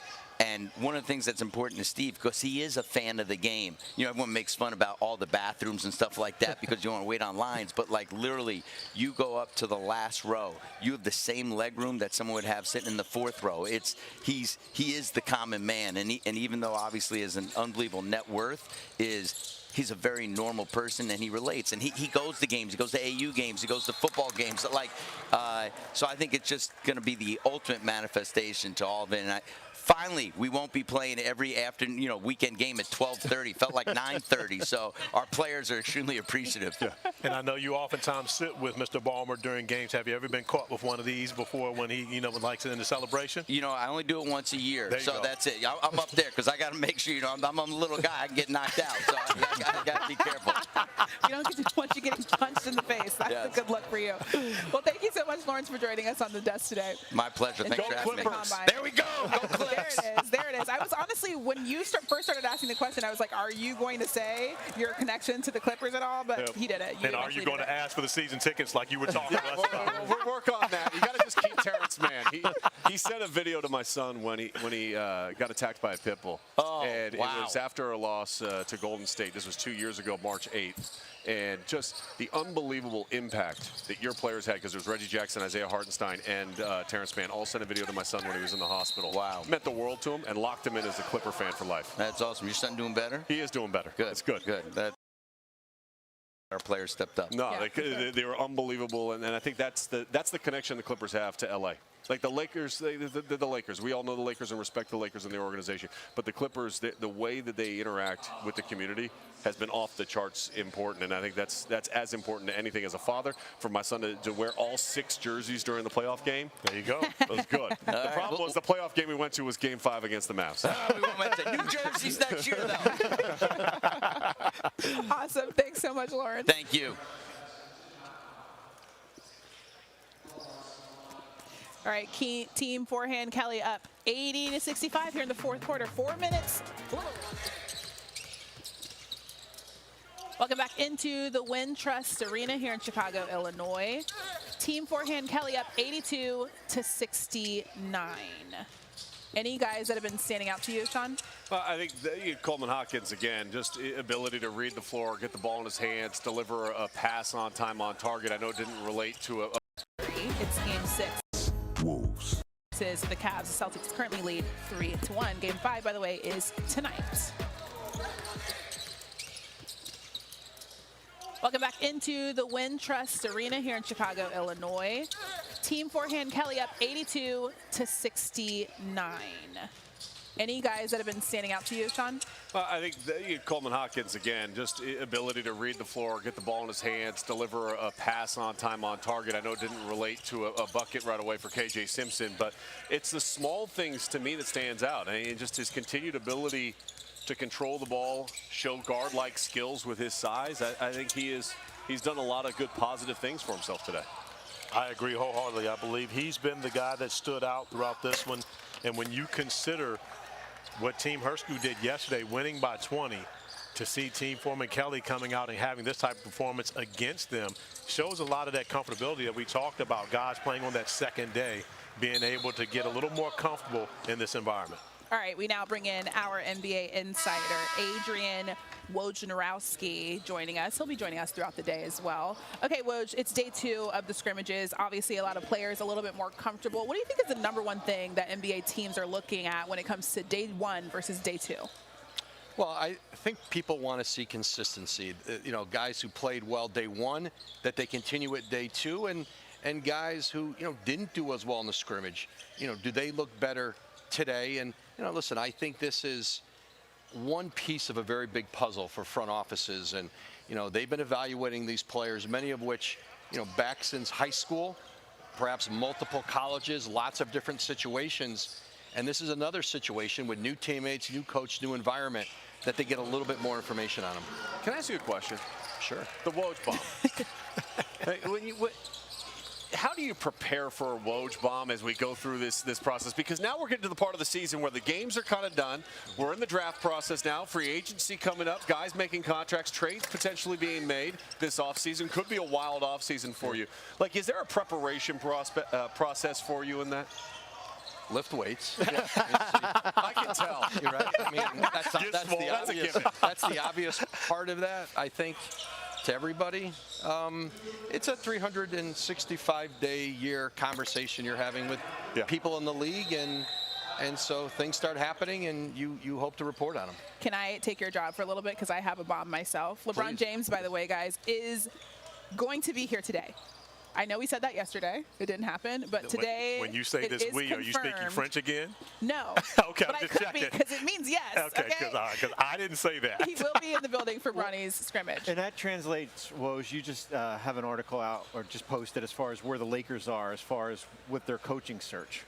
Yeah, the Lakers have now, and we reported the other day, they were going to start calling teams for permission to interview assistant coaches. They've done that. They have gotten permission to talk to Sam Cassell in Boston, Mike Inori in Minnesota, David Adelman in Denver, James Borrego with the New Orleans Pelicans, and I'm forgetting one, so I'm going to look. Chris Quinn of the Miami Heat, who may be one of the assistants who's been in this head coaching interview cycle. You know, some of the other names there I mentioned have been too, but certainly Quinn is somebody who's highly regarded. He was in the process in Brooklyn, in Charlotte, and now he'll get an interview with the Lakers. They're going to move pretty methodically with this. James Borrego is a former head coach. He was in New Orleans this year, and he has been somebody who certainly has some history with Anthony Davis in New Orleans. And offensively, there was a real good sense about the impact he had with Zion Williamson this year with the Pelicans. And, we've talked about it also. Our colleague at ESPN, J.J. Redick, will be part of this process.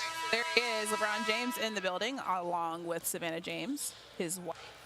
We've had a lot of conversations when it comes to head coaches. Sorry, you lost my mic there. We've had a lot of conversations when it comes to the head coaches that LeBron James has had. Obviously, this will be his 10th head coach. Do you think that does anything to his legacy as a player at all? No. I mean, no, I don't. I don't think anybody will remember that. They'll remember the winning, the team accomplishments, obviously the individual accomplishments. Listen, if you have LeBron James on your roster, expectations are extremely high. And so if you go a couple years without winning at a super high level, they're probably going to replace you. Even if you go to the Western Conference Finals, like the Lakers did last year, you'll get replaced. And so I think you're seeing that in this league. Teams are cycling through coaches faster than ever. Coaches are making more. There's more at stake, and they're just going to keep moving through them, and change is a constant in this league now. How does this roster get to a point where when you look up at the Western Conference right now and you see the youth and you see the stars, how do the Lakers, even with LeBron, even with AD, move up that ladder and get back to the top of the Western Conference? It's not as simple as just hiring a coach, obviously. No, they have a chance this offseason. They have 3 first-round picks available to put into trades. That's more than they've had. And I think there are going to be more players available around the draft and leading into free agency in trades than maybe were there at the trade deadline. But I don't know that this can be a championship team. I don't know that they're one move away. You know, when you look at the other contenders in the West, you look at Boston in the East, they can get better. They can move up in the West.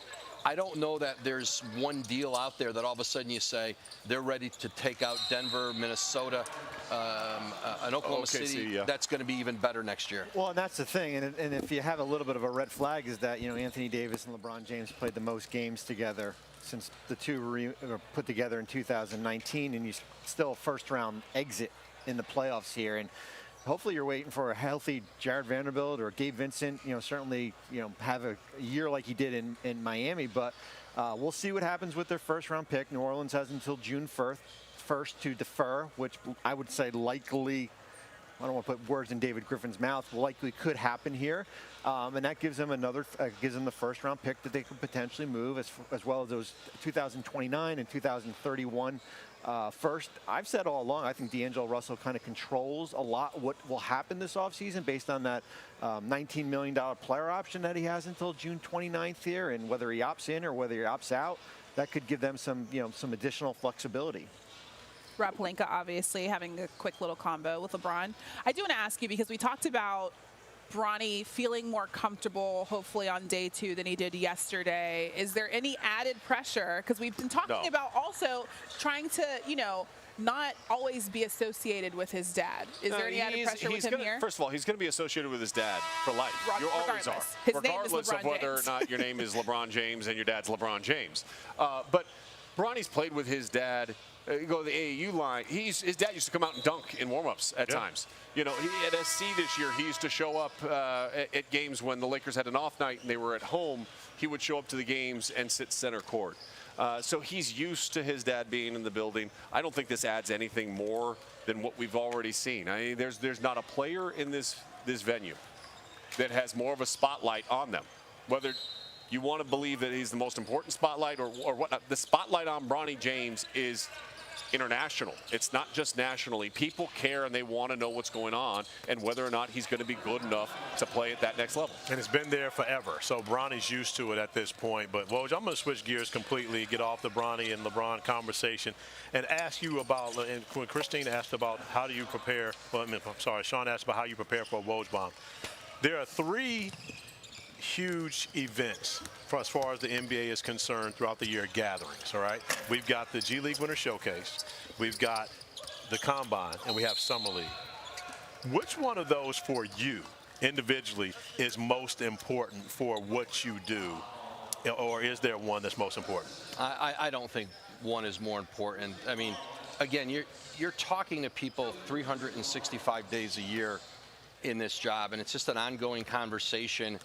I don't think it necessarily picks up anymore at an event. This is a great event for what I do, and seeing a lot of people in one place in a week. You know, you get the draft order, the lottery. Things are starting to take shape. What free agency might look like after the draft, but it is still really early in terms of, you know, the kind of trades, deals, free agency pursuits. I mean, we know a few that may exist out there, but there may be extensions that get done between now and free agency that takes some players out of it. I think, you know, as you had Lawrence Frank in here earlier, I think he's hopeful that happens for the Clippers with Paul George. And so, but this is sort of the kickoff of obviously pre-draft and then really the conversation into July free agency. All right, about 0.3 seconds before this is over. Now it's over. Team Forehand Kelly wins 91-80. Sean's laughing at me because the game is live right behind us, but I'm looking at the screen, so it's a little delayed. Just about 4 seconds. Jurisic played really well. He had 16 points, 3 rebounds, a couple of assists. I thought he was much more assertive today. I anticipated he would be after yesterday. He came off the bench today. He was in a starting role, and he kind of got aggressive early, and I think that was able to be maintained throughout the course of the game. I thought another strong performance from KJ Simpson with 11 points, 7 rebounds, rebounding from the guard position, 4 assists. I think 2 really good games for KJ Simpson back-to-back here in Chicago. And let me ask you this question, Sean, because you've kept up more with it. KJ Simpson, after his 3rd year, did he leave, be able to go back to school as an option, or is he completely committed to being in the NBA draft? I believe they left it open, but my anticipation is he wants to stay. And I think he did enough during the course of the year, even as the season was rolling on. And I talked to the scouts, and I know you do the same thing. The scouts were saying, like, he's very much so a draftable player right now, and I think it's important for him to make that next step. All right, we now welcome in the player of this game, Coleman Hawkins, the senior out of Illinois. He had 5 20-point games last season, 17 points here in this matchup today. Coleman, as it comes to this scrimmage, how are you feeling out there? How did it feel for you? I feel good. I think yesterday it was good to kind of just get a feel. It's kind of tough when it's like 5-minute spurts, come in and out, things like that. But today, you know, I started. I felt great. Had good energy from Coach. Yes, sir. That's yep. right. That's right. 4-time champ right there. But nah, it was just good energy today. It felt really good to get out there today. I was excited to play, and I knew what I needed to improve on to look good and impress some scouts. And I went out there and did it. So yeah. Coleman, we saw you playing with the basketball in your hands a little more today, being a facilitator. Is that something that you feel that you bring at the next level? Yeah, for sure. I think whatever place I'm at, you know, depending on wherever they need me to be valuable, I feel like I can either facilitate, be a catch and shoot guy, wherever they need me, a defender. But yeah, you know, I talked to our coaches before the game, and they saw little flashes of what I could do with the ball in my hands, with my passing and everything. And I love to pass. I'm a willing passer. That's my favorite thing to do. People tell me that I need to score more, but I really like passing, so I just felt comfortable out there today. As you now wrap up your draft combine, what are you most pleased about what you accomplished over the days that you've been here in Chicago? I think just going out and having, you know, more of a fun, you know, competitive spirit. I think, you know, last year I got caught up in just like worrying about how I was going to play. And today I just came out and played, you know, regardless of what the outcome was. I wasn't focused on other things. I wasn't focused on who was in the crowd. I just went out and played my game too. So hats off to my coaches as well for putting me in those situations to be the player I am. So yeah, I just felt more comfortable out here today for sure.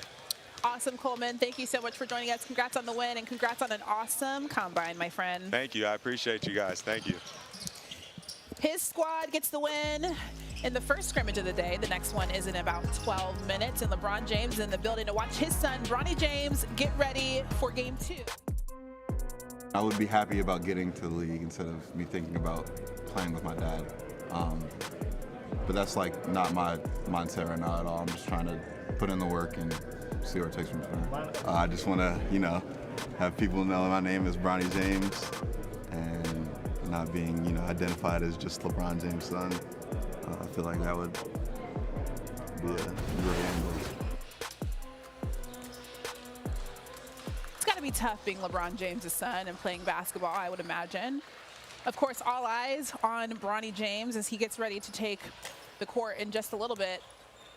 As he does so, Corey, what are you looking at in his game today? I want to see him play freer. I want to not see him be careful on the floor, just go out, play as though he has nothing to lose, and show that he belongs. I believe that's the point of Bronny being here. I think that's what everything is about him, is trying to find, and like he said, allow people to recognize Bronny James, not LeBron James' son. Allow him to stand on his own, and I believe he has a level of aggressiveness to him that we did not see yesterday, and I would love to see him show that here this afternoon. Sean?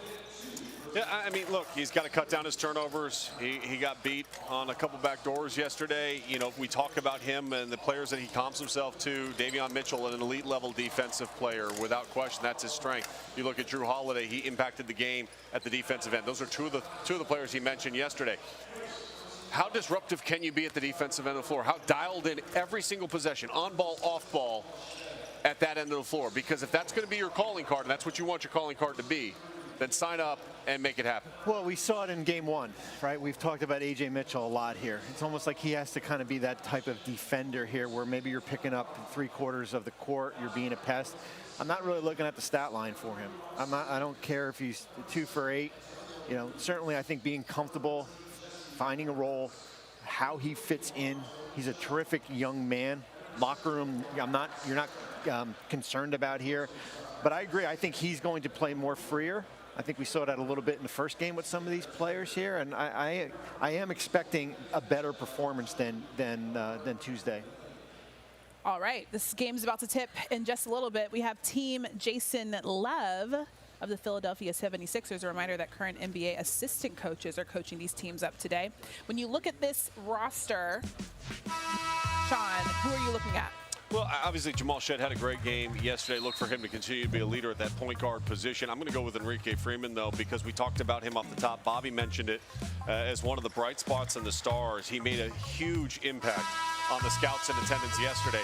Can he replicate, rinse, and repeat and deliver that once again? Yeah, 17 points yesterday. He was a big bucket. On the other side, we have Team Patrick St. Andrews of the Memphis Grizzlies. When you look at this roster, Corey, who are you looking at? I'm looking at Jesse Edwards because there's always a role for a big man that can screen, roll to the rim, and more importantly, be a rim protector. Jesse Edwards was able to do that in college. It's going to be interesting to see if he can do that at the next level. But and many will look at it. He's actually an international player. And so he does have the international flair to his game, more finesse than it is power. But we'll see if he can do the big man stuff here that are looked for NBA executives. All right, Bronny also on Team St. Andrews. And tip just happened. As we saw earlier, guys that started yesterday, a lot of them have moved over to the bench today. Bronny started yesterday's game, so he's going to start on the bench in today's contest. Keep an eye on Mark Sears from Alabama. You know, came into this camp as one of those players that we were maybe a little bit of surprised to see based on where teams see him going. He's dealing with a left quad issue that's been, you can see it wrapped up right now. That's been kind of lingering right now, and you know, he's trying to gut it out.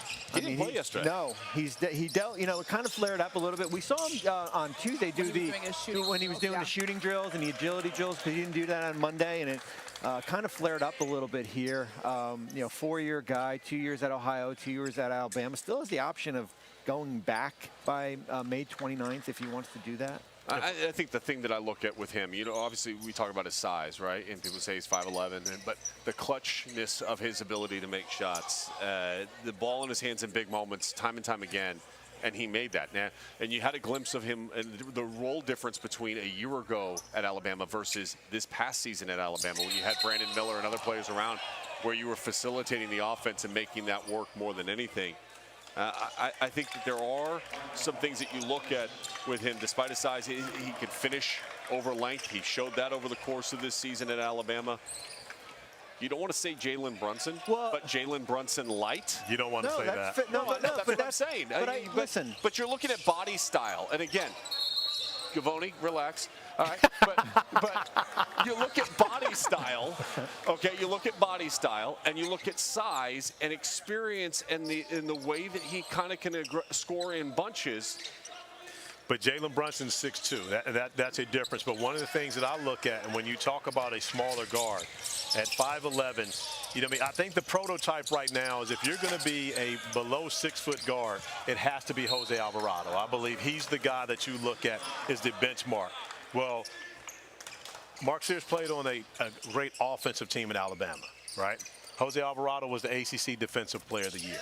Again, can he become that guy from what was a bad defensive team at Alabama this year to being a guy that is elite defensively guarding at this level? Bad defensive team this year. Elite defensive team the year before when he was there. But he was there on both teams. But he was there on both teams. Right. I'm just saying, right. You know, but they were a really good defensive team the year before, and a lot of that also had to do with the length. That the Alabama bigs in particular were better, not this past season, but the year before, and had better impact in the game that allowed those guards to pressure out because they had the confidence there was rim protection behind them. Well, and Mark had told me that, talking about Jalen Brunson, that Jalen had reached out to him before this draft process started and just kind of, he had heard that Jalen was one of his favorite players and kind of just let him know what this process is going to be like over the next 2 months here. And his mom Oh was my just gosh. the star of the Mark's NCAA tournament. Mom is Mark Sears, very understated guy. He's very calm, very collected. Not much of a, big personality. His mom, the exact opposite. She's loud, she's proud, she's yelling for her kid every second that she can. She dresses really well. She dresses 4 game days. Again, it would help Mark if he had more of that personality of his mom. He has grown a lot, though, from his freshman year when he was at Ohio to going to senior season at Alabama. He's grown a lot. I sat down and interviewed him, and he's a lot more talkative. I feel like his freshman season, he was very shy. He wasn't even saying much on the team, and he was really able to bring that out a lot more over his freshman, sophomore season. When he went over to Alabama, he figured out a little bit more about who he was as a person, talking and stuff like that. So I do think he's grown a lot. He is nowhere near the level of energy as his mom, but he is a lot more outspoken and vocal than he used to be.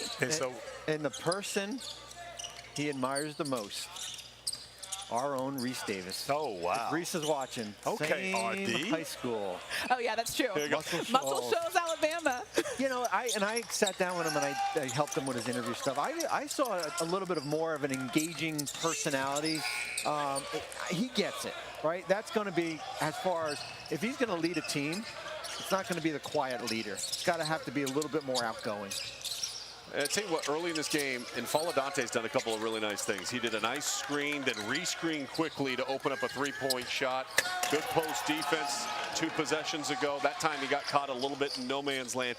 But for bigs, and we talked about this earlier, bigs is at times it's really difficult to show what you can do because you're limited with the amount of touches you're really going to get over the course of the game. But what you can show is one of the things at the NBA level in comparison, we talk about Mark Sears, the defensive anchor is actually the bigs, and they have to be the most vocal guys on that back line, calling out coverages, etc. So that's one of the areas where he can show that, and being that guy in pick and roll coverage like we saw in that last possession, he's got to be vocal, making sure his guard knows if you're going to ice that, if you got to get over, how are we going to guard this possession? And again, you can show that to these execs here because it's not enough people in the gym where they won't be able to hear you if you're definitely vocal. All right, we're going to take a look at what happened to Peyton Sanford. He seems to have a shoulder injury.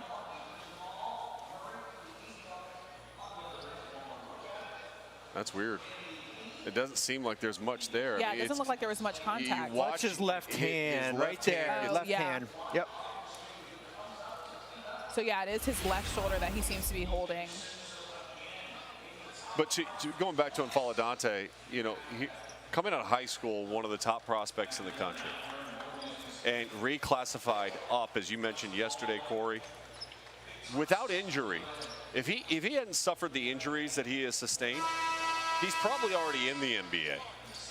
But the problem is he's been derailed over the course of his career with injury, not because of effort, not because his production hasn't been there. He's been a great player for Dana Altman at Oregon. But let me ask you this, Bobby, when you look at his injury chart, how much does that concern you if you sit in the front office? Yeah, I mean, durability matters, right? I mean, that's the reality. I mean, we had Lawrence Frank up here, right? I mean, it's a Clipper team that's been bit by the injury bug here. So you've got, if you're going to sign a player, you want a full participation. The best ability is availability. All right, so we're going to take a quick break here. The countdown. Denver leading the series 3-2. Bronny James entering into the game right behind us as we speak. It's a 1-point game, and of course his dad is in the building. He was eating blueberries earlier, reluctantly, pushing stuff around. It looked like he didn't like whatever he was eating. I mean, you come into a scenario like this, do you really want to eat blueberries? Personally, I'm going for pizza. If you're hungry. Yeah, he showed up courtside at Cleveland. Everybody thought he was going to Cleveland. Now he's here in Chicago. Does that mean he's going to the Bulls? Yeah, full bottle of wine, by the way, there too. Well, being that we're here in Wintrust, maybe it's the sky. Who knows exactly what's going on? This is their home court. All right, we now welcome in Buzelis to join us here at the desk. Clean. He was ready for the occasion, you know, buttoned up all the way to the neck. People don't do that very often, right? Right? It's a look. Yeah. I was trying to see who did it. Yeah, Corey. Okay, I was just Corey's checking. Like, ready for yeah, people do. Okay, Modest, you come from a long line of basketball players. Your grandfather, your mom was one of the best basketball players of her generation. So obviously you grew up playing this game. What was your life like as you grew up and started playing this basketball game? My life was really always around sports. Basketball wasn't really a hobby for me. I didn't like it, so I was a swimmer. But growing into it, and yeah, swimmer, I said it. Wow, that's crazy. Yeah, but basketball was always in the genes, so I took advantage of it. How did you go from, obviously, as I mentioned, your grandfather and your mom played basketball. When did you get to be as tall as you are? You're 6'10", so is that when you decided swimming wasn't your thing? Not even, honestly. I just fell in love with basketball. I always loved the sport. I didn't really care how tall I was. It was just, I always loved it. Okay. Makes sense. Played in the G League. You had an ankle injury earlier this year that kind of derailed things and slowed things down. Sometimes when you're away from action and you're not able to play, you observe a little bit more. What did you observe during that period of time that when you came back, you were able to bring to the court and improve upon? Yeah, so the injury was tough on me, but, it was a blessing in disguise for me.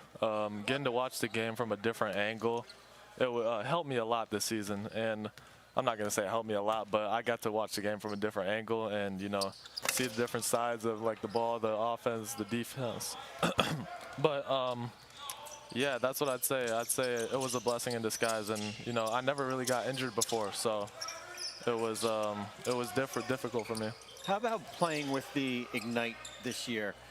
Certainly from a record standpoint, a disappointing season, but kind of just dealing with adversity, playing against NBA-level players. What did you learn about this year? That the NBA is really good. Everyone's really good. Everyone wants to compete. Everyone wants to get better. And everyone works on their game. They're always trying to, come at you, and they're trying to, rip your head off in the G League and the NBA. Modest, I was at your Ignite game when you made the game winner. And you ended up over 20 points that night. You and Ron Holland both had spectacular games. And I asked you guys the next time, would you do it all over again, or would you have made the decision to go to college? You both immediately said no. This was the route for us. Why was G League Ignite the route for you this year? It was a route for both of us because we always wanted to be professional players, and we wanted to compete against the best competition. So being around NBA coaches, NBA trainers, NBA players, it just made us, who we are today. Do you feel like you have an advantage in this process because you understand the way the NBA game is played when you think about illegal defense and how you have to space the floor, et cetera?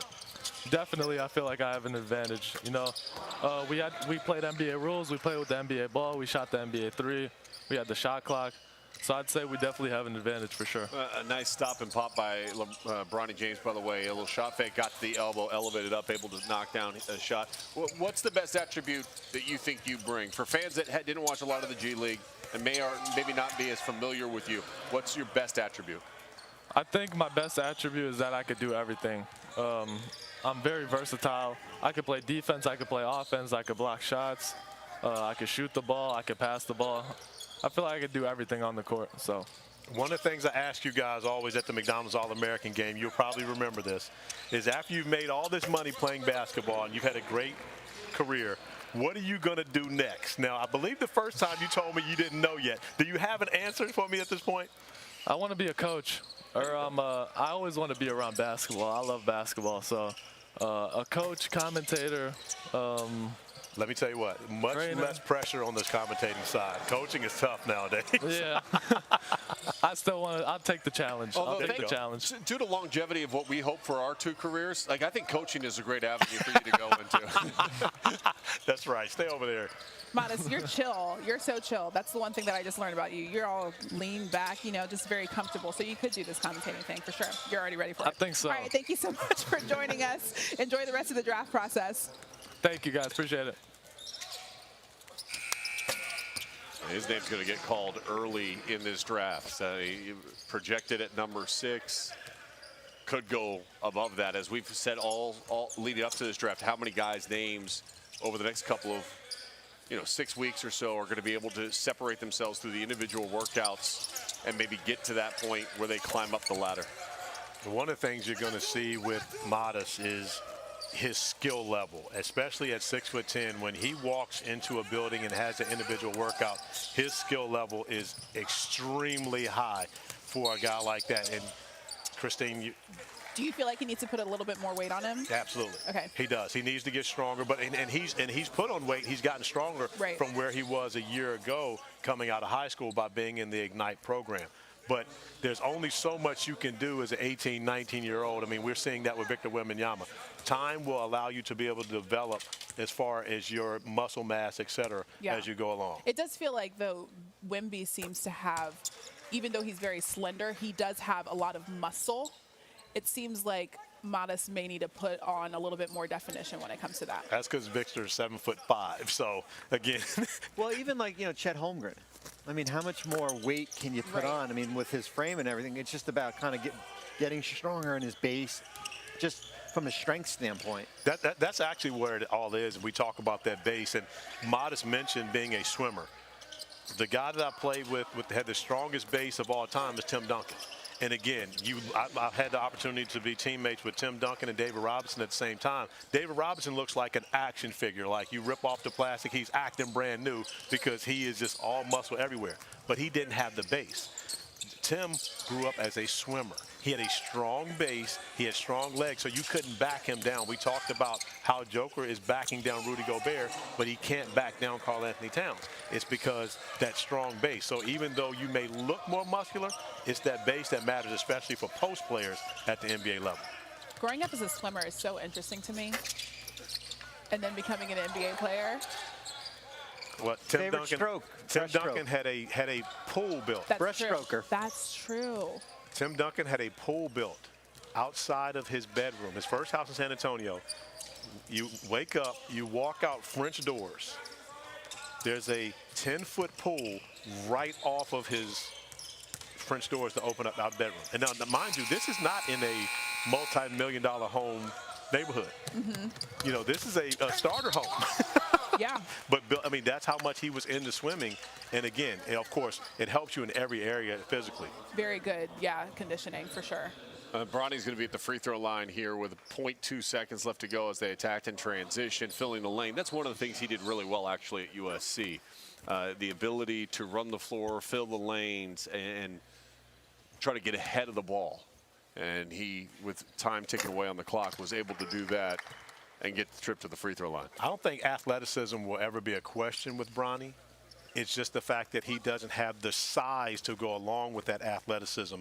And when you consider the fact that 6'1.5", and again, 6'1.5" barefoot, by the time you get on the court, he's 6'3". And so, I mean, that's how we have to look at it. But athleticism will never be a question mark when you're regarding Bronny. This coverage begins with WNBA Countdown at 12:30 Eastern. Bronny James with 4 points so far, I believe, in this matchup. Jonathan Givony's a little closer to the action. He has an update. Guys, it looks like Bronny James is settling in a little bit better. His coach, Coach St. Andrews, has elected to play him more off the ball in his first quarter stint with A.J. Johnson running point. That's a better role for Bronny James right now. He's attacking closeouts. He's rim running in transition. He's playing tremendous defense, absolutely locking up, fighting over screens. He looks a little bit more comfortable in his second day here, which is, you'd expect that at 19 years old, having never played in this environment. So far, good luck for Bronny. And love to see that, especially for Bronny. And we mentioned earlier, talking with Rich Paul yesterday, and what I know about Rich, he's going to look for a scenario for Bronny where he can be that guy, a guy that doesn't have to play with the basketball in his hands, but can go make shots, which we know he can do, but also be a defender. And just from that standpoint, Bronny's showing much better today that that's the role for him at the NBA level. And what he told you, Bobby, about the comp being Davion Mitchell, I think that's great self-awareness of Bronny to understand where he sees his role being at the NBA level. Well, yeah, I mean, that's kind of where he is right now, kind of trying to pattern himself after a player. But I think the one thing, we had Lawrence Frank on earlier here, and he said the biggest thing that league teams take away from is where a player was the day before and where they are right now and how they've kind of progressed. And the theme that we've talked about all afternoon is just being more comfortable. We've seen the play is a lot more crisp that we've seen as far as, and coaches have changed roles for certain players. Jonathan mentioned playing Bronny off the ball more. Yesterday we saw him handle the ball a little bit. So it's just about guys being comfortable today. Well, and as we discussed earlier about what did we expect to see besides playing free, it's to that point of the Davion Mitchells of the world. Like, if you're Bronny, be a lock-up defensive player. And I agree with Jonathan that so far his effort at the defensive end of the floor has been really strong. Off ball, on ball, his awareness much better than what it was yesterday.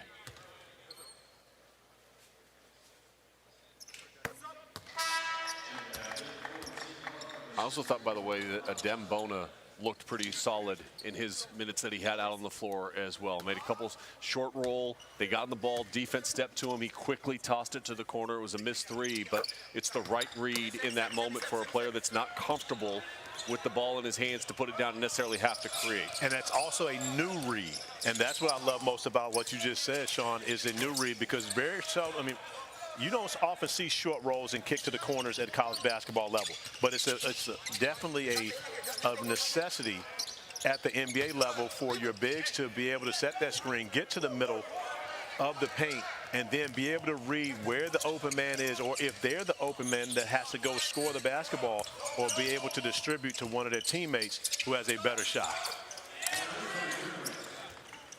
You talk about confidence. How about Enrique Freeman and the confidence that he's showing? And maybe that's not a move that he's going to get within the offense at the next level, but you do have to love the fact that he's coming out here on the floor and the confidence in which he has when the ball touches his hands. He feels like he'd take Baylor Shireman down to the block and go ahead and score over the top of him. But when you think about the NBA game today, you see more guys from the wing position and guard positions that post more so than you do. I mean, outside of Joker and Joel Embiid, you don't see a lot of centers actually posting anymore. It's more so about the smaller guys who play with their back to the basket on the block. That's what Shireman can do right there, though. He is an offensive weapon.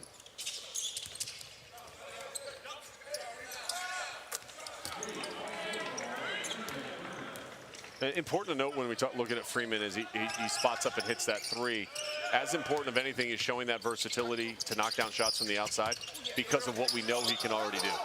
And that's rebound the basketball. He led college basketball at almost 13 rebounds per game last year, 31 double-doubles at Akron, had 21 and 14 in their NCAA tournament game against Creighton. And even with that resume, did not get an invitation to the Combine. He had to go earn it through the G League Combine. And I think that will resonate even more so with these executives here watching than anything else, the fact that he came in, performed, and now he's performing here against all the guys being valued at that NBA draft pick level. 4 games of body of work. You know, 2 over the weekend, and certainly 2 the last couple days here. But he's, as we've said earlier, like a guy with length, a big wing. 4-year, I think 5-year guy at Akron, older player, going to be 24 years old. Can, you know, has a foundation that you can start building off of.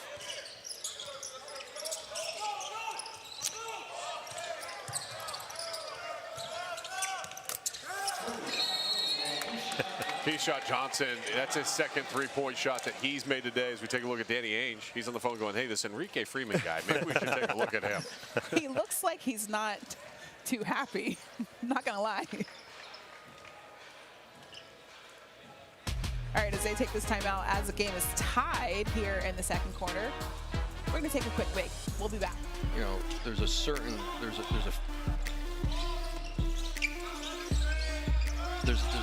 select few teams who have a ton of picks. All right, welcome back to the 2024 NBA Draft Combine. We're looking at the 2024 NBA Draft order. NBA Draft obviously going to be here, what's today? May 15th. We have about a month until the NBA Draft, so a lot of people here trying to figure out exactly what they're going to do, especially when it comes to the lottery picks. We have Woj here joining us, and as I mentioned, a lot of VIPs. There's GM Brian Wright. So, Woj, with what you're hearing, and obviously we know a lot of people are out here, they have to make a lot of decisions, not only this year, but next year as well. What are you hearing about teams and the moves that they're planning on making? Well, the Spurs are an interesting team, and you see there Brian Wright and Jimmy Barron, who's their player development shooting coach. You know, he's here. You see him here with a long lens camera looking at the form of young shooters. And they have 2 picks in the lottery this year. They have the potential next year for maybe as many as 4 lottery picks based on how picks that are owed to them could go, what their season looks like in a draft next year that teams and executives have been waiting for and targeting for years. Next year's draft has perhaps some franchise level stars in it that maybe this one doesn't. But the Spurs have, over the next 7 years, 12 first-round picks. There's 2 teams who have 1 more. Oklahoma City, of course, and Utah have 13 first-round picks over the next 7 years, and they're varying degrees of quality. Some are unprotected picks. Some are have protections that come from other places that don't have as much value. But San Antonio is in a position where, they've got to figure out the point guard position with Victor Wembanyama. They don't have to do it all at once, and it might mean a point guard in this draft who they draft and develop, but they go out in a trade and pick up a veteran point guard who can come in and maybe bridge it for a couple years. And if they're back in next year, and when you have so many picks, you can move up in the draft and target a player. If Oklahoma City or Utah, if there's a guy they really want, they have an arsenal to get up and overwhelm somebody with an offer. And it's not so much using all these picks. Oklahoma City's not going to draft 13 players over this. They don't need to do that. But they're able to strategically have control of the draft board. And, those 3 teams we're talking about over the next couple of years are going to have, not so much Oklahoma City this year, but as these win-now teams like Phoenix gas all their assets, trading to have players, veteran players around it, it puts a lot of power into some of these smaller market teams who are really going to have a lot of flexibility in how they build out a roster. Well, it's similar to what Oklahoma City did at the trade deadline, where they took first-round picks and elected, we'd rather do a pick swap with Dallas in 2028. Who knows where that roster is going to be, and it will cost us a late first round pick.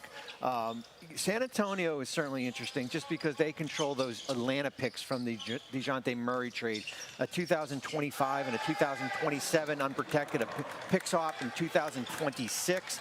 As you said, the potential to have 4 first-round picks, which include a Chicago first and a Charlotte protected. Those picks are protected first. And I know there's that temptation, certainly when you have a franchise-level player like Victor on your roster, to accelerate this rebuild and push some of those there. But I do think there has to be certainly a level of patience, and you can build it year by year. You don't have to do it in one summer. Yeah, the case you have to make to Victor Wembanyama, of course he wants to win as fast as he can. They all want to win. But more importantly, you've got to sell him the vision of, we want to be very, very good and great over a long period of time. And the way to do that is probably not to go out into the trade market and bring back necessarily a max level player who's 8 or 9 or 10 years older than him. That's not necessarily how you do this. You can point to Oklahoma City, you can point to Denver and say, we can incrementally do this. And certainly that's what they're inclined to do in San Antonio. But they know what they have in Victor Wembanyama. And as one executive who's in the playoffs, whose team is significant here in these coming weeks, said to me, the rest of us better get our winning out of the way fast. Because once Wembanyama has a group around him in San Antonio, they're going to do a lot of the winning. And I look at this draft, and I think, you can put a guy like Topic, a point guard that's really good in pick and rolls and has that international experience. Like, can he come in and be a serviceable point guard at this point in time immediately and allow him to grow? Can they get a Cody Williams maybe potentially at pick number 8, who I think, again, fill out. You look at how his brother filled out as he got a little bit older. Cody has a lot of that similar skill set. When I spoke to Cody at Colorado earlier this year, I said, who do you watch on film? And he goes, I watch my brother and the way he plays defense. Because if I want to make it in the NBA, I've got to learn how to do that. Now, is he there at that level yet? No, he's not. But the fact that that's where his mind was already tells you that that's the commitment and the vision for what he sees of himself. And I think that there are a lot of teams that will look at Cody Williams, who for a large part of his college basketball season was seen as the top college prospect coming out this year based on his versatility. He's smooth with the ball in his hands. He can shoot it from the outside. He's got some sneaky passing ability to him in the open floor as well. He didn't get to showcase it a whole lot because KJ Simpson was their lead guard, but I think he can do that.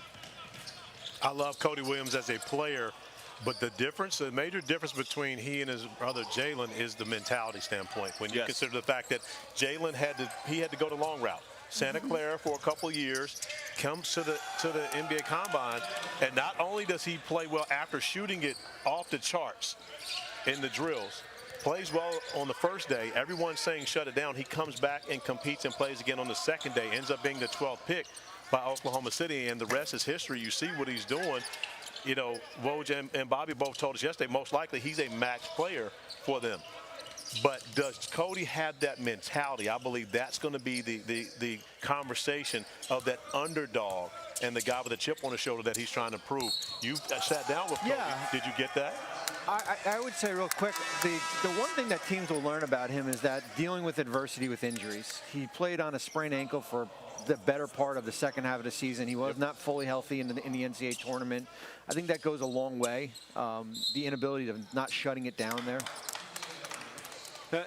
You look at comparisons for me, when I look at him, there's a guy that I look at that I go, okay, kind of reminds me of Cody Williams a little bit, that had to grow also, by the way, to what you were saying, Corey, into being that guy and understanding how he needed to increase that level of intensity and awareness. I think Jaden McDaniel. I mean, you look at the length, you look at the ability to space the floor. He can defend. He can utilize that length to his advantage. He can attack off the bounce and be able to finish over and through people at times. I think Jaden McDaniels and Cody Williams is a very similar style of play. And when you look at Jaden McDaniels in high school, and of course when he was playing for Seattle Rotary EYBL, he was an offensive player. He's an offensive-minded guy. You watched him at Washington. He played in the zone. And so we didn't realize that he was going to be this level of defender, but he's now one of the best as far as the elite defenders at the NBA level. And that's where Cody can get to. And, you know, and I think he can. And I think the difference was in high school for Cody, he was really offensive-minded. And then he came into college, and he had Tristan Da Silva, and he had KJ Simpson, and he kind of deferred a little bit to those guys and allowed them to kind of dictate the flow of the game instead of at times where I wanted to see him go, this is a pivotal moment for the Buffs, take over the game. Look at RC and Sam. Believe it or not, RC was a scout when I was in San Antonio. Michael Jordan comparison conversation. Let me tell you where it started. It started with former Timberwolves great KG, Kevin Garnett, who's here at the hotel the other day, saying that Ant-Man reminds him of '84 Jordan. He was talking about Michael Jordan as a rookie when Michael Jordan was 21, 22 years old, as Ant-Man is 21, 22. It ran from there. But KG was talking solely about Michael Young, the way he attacked the basket, this, that, and the other. And I'm not sure if Ant-Man realizes that Michael had the three ball. He just didn't use it because he said it took away from his game. He wanted to be an attack the basket type of guy. As we get the chance to look at that, one of the greatest drafts of all time, you see in that top 5, 3 Hall of Famers, the greatest player to ever play the game picked at number 3, one of the best centers to ever play the game at number 1, and then of course the round amount of rebound, Charles Barkley at 5. Sam Perkins also a great pro. So Corey, I know you don't like when people say, or you don't agree when people say that Ant is the future face of the league, correct? He's one of them. Okay. But as Woj talked about before, as NBA organizations say, we better get our winning done now. The NBA is global. Yeah. And with this being such a global league, I believe if we have to pick one person as the face moving forward, it's going to be Victor Wembanyama. I think he's going to be the guy that, because once again, we've never seen anything like him. At 7'5", his shooting ability, his ability to play on both ends of the floor. I mean, he'll be the first rookie to ever make first-team all-defense. That's how good he is. And we're not even talking about his offensive game. Bronny James, by the way, during that feature, hit a corner three-point shot. And what I'm watching from Bronny today is a lot better, a lot better. He's got 9 points right now. He's been very concentrated at the defensive end. A little bit of a lapse there. He gave up too much space on the tag to get back to Jamal Shed. But he's been a lot more comfortable without the ball in his hands. Getting hit. Again, when we talk about him as a three-point shooter, most of his three-point makes come in stand still, catch and shoot ready to go, and he was able to do that in that previous possession on the kick out from underneath.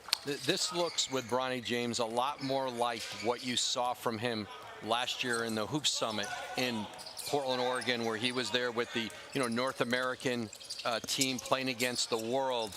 And this was the kind of performance then as a high school senior, that made people believe he had a real NBA future at some point in his career.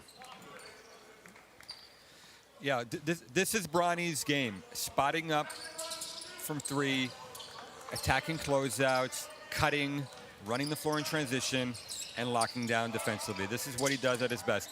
I keep a measurement database that goes back about 30 years. We have 7,500 players in there.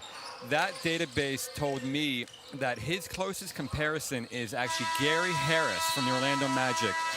Longer arms than Gary Harris, stronger frame at the same age, but and that's the kind of role I could see him playing in the NBA. Do you like that player comp, Corey? I do. I just had Gary Harris in Game 7 in Cleveland where the Orlando Magic lost, but Gary Harris is a huge component to what they were able to do in Orlando this year, and he is that veteran presence for them.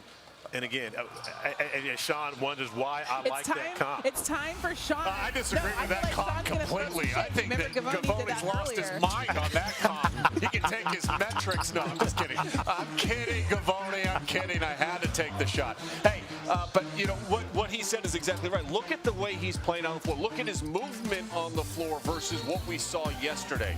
The aggressiveness, the confidence, the in control, and understanding how to operate and be successful. Done a great job of it today in the first half. Well, the one thing, too, we saw it yesterday. He had two of his baskets, his only two baskets were on a nice little floater in the lane, and we saw that at the end of the half, second quarter here. He missed a floater there. But if he's going to get in the paint over bigger defenders, that's something that he's going to have to be comfortable with. And I like a little bit of a difference of, certainly spotting up, hitting the three, and then we can kind of see that floater there. Let's also add this. The biggest adjustment today for Bronny is he's not the primary ball handler. Yep. He's playing off the ball. That is the role that's much more suitable for him.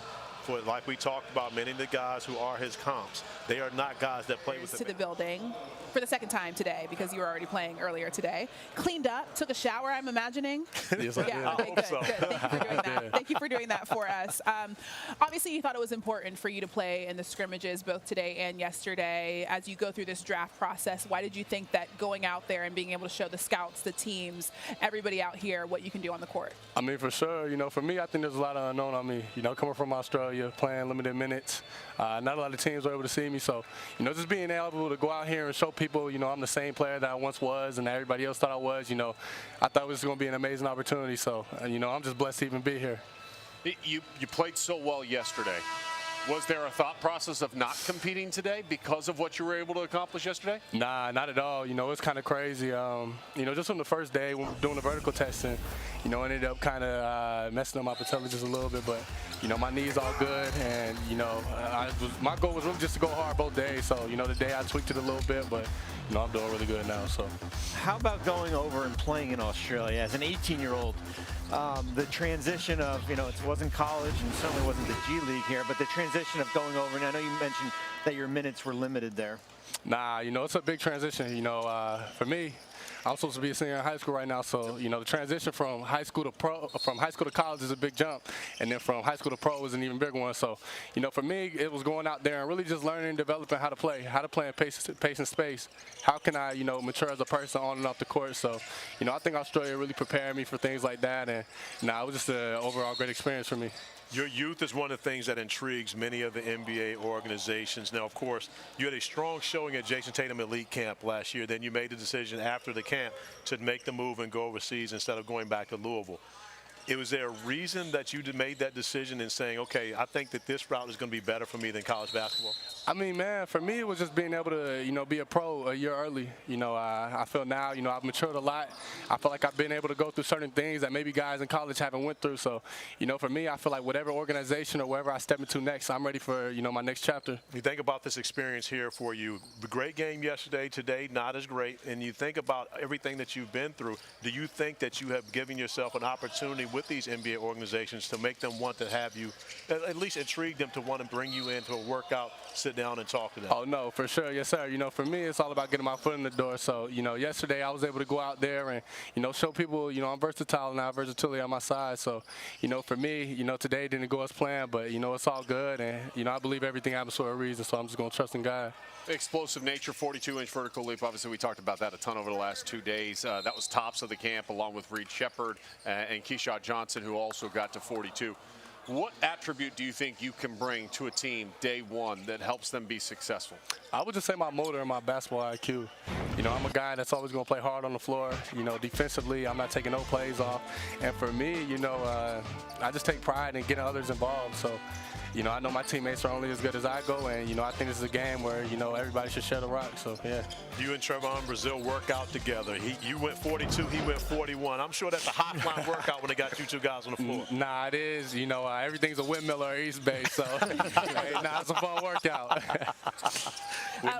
Go ahead. Well, I was saying, when you watch the game right now and you look at NBA basketball games, who do you say, I want to model my game like that guy? I would say Jalen Williams. You know, what he's done for the Thunder has been big time.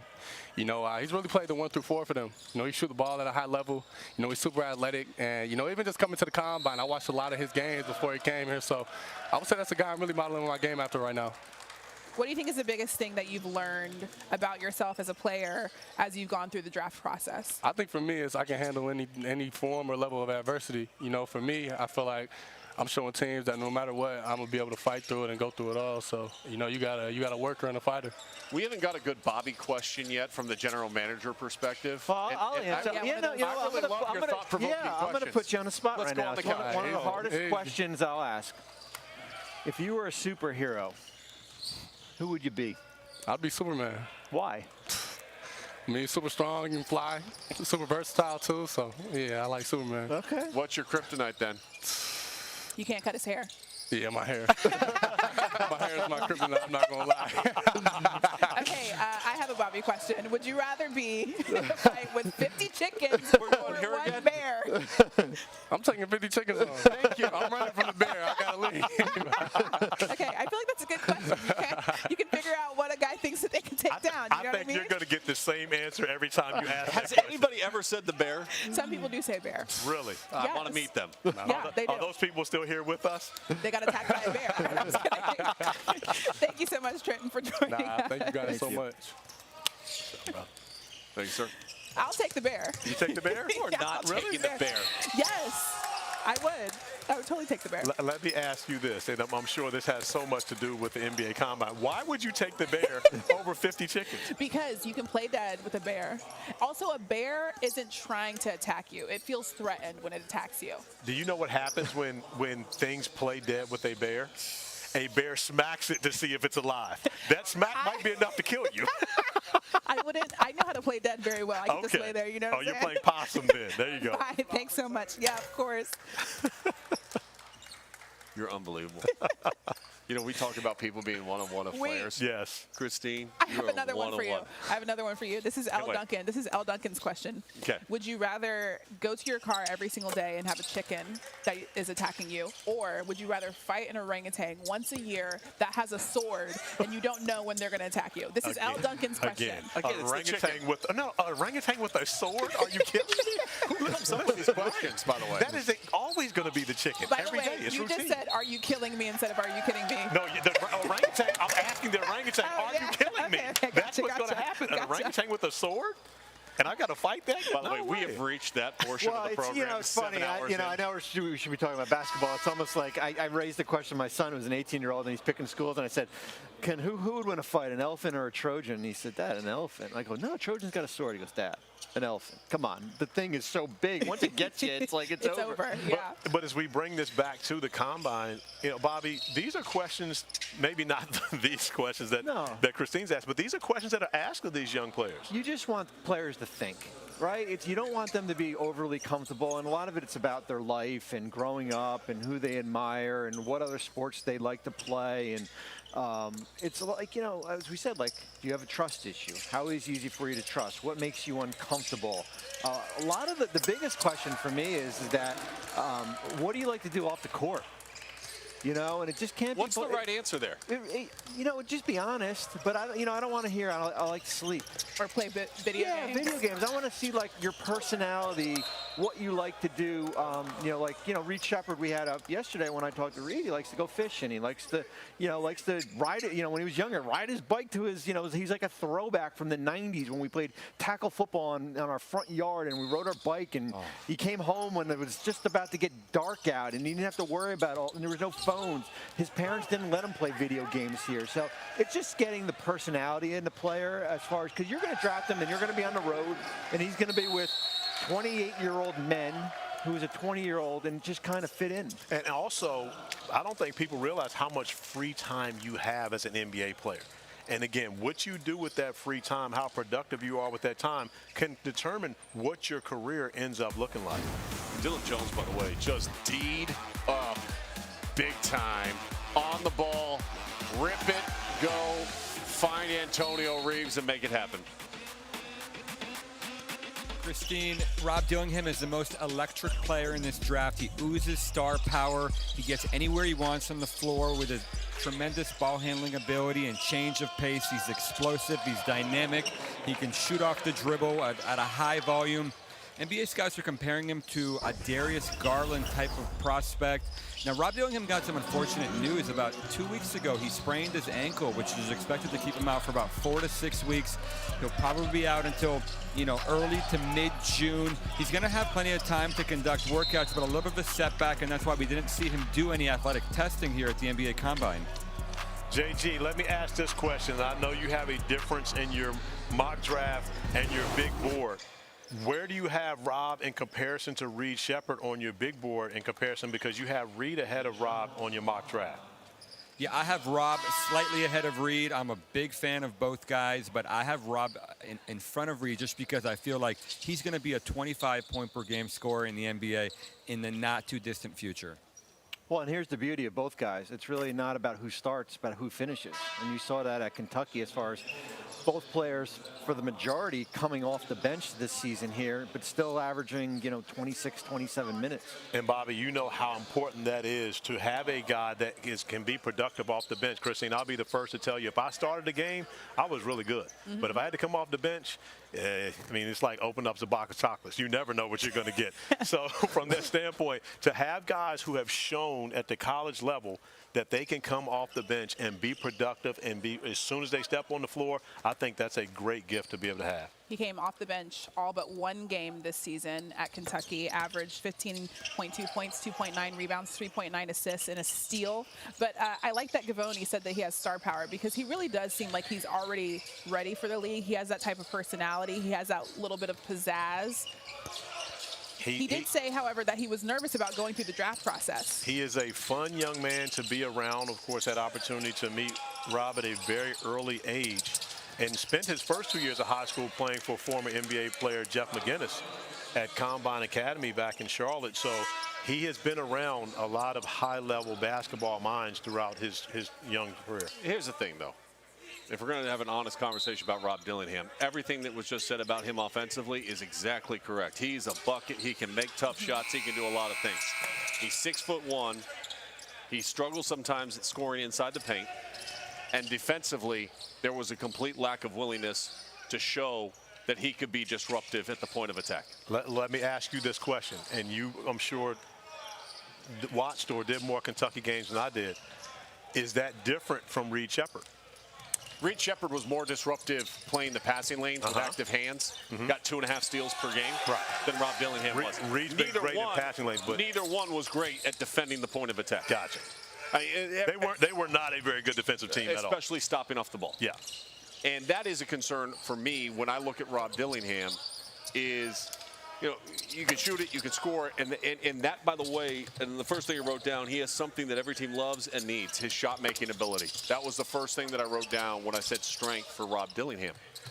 But conversely, when you go to the defensive end of the floor, you say, okay, is there a willingness to compete at that end? There's a lot of guys in the league that can make shots. And the fact that he was able to come off the bench and be productive, I believe that's what intrigues many NBA executives.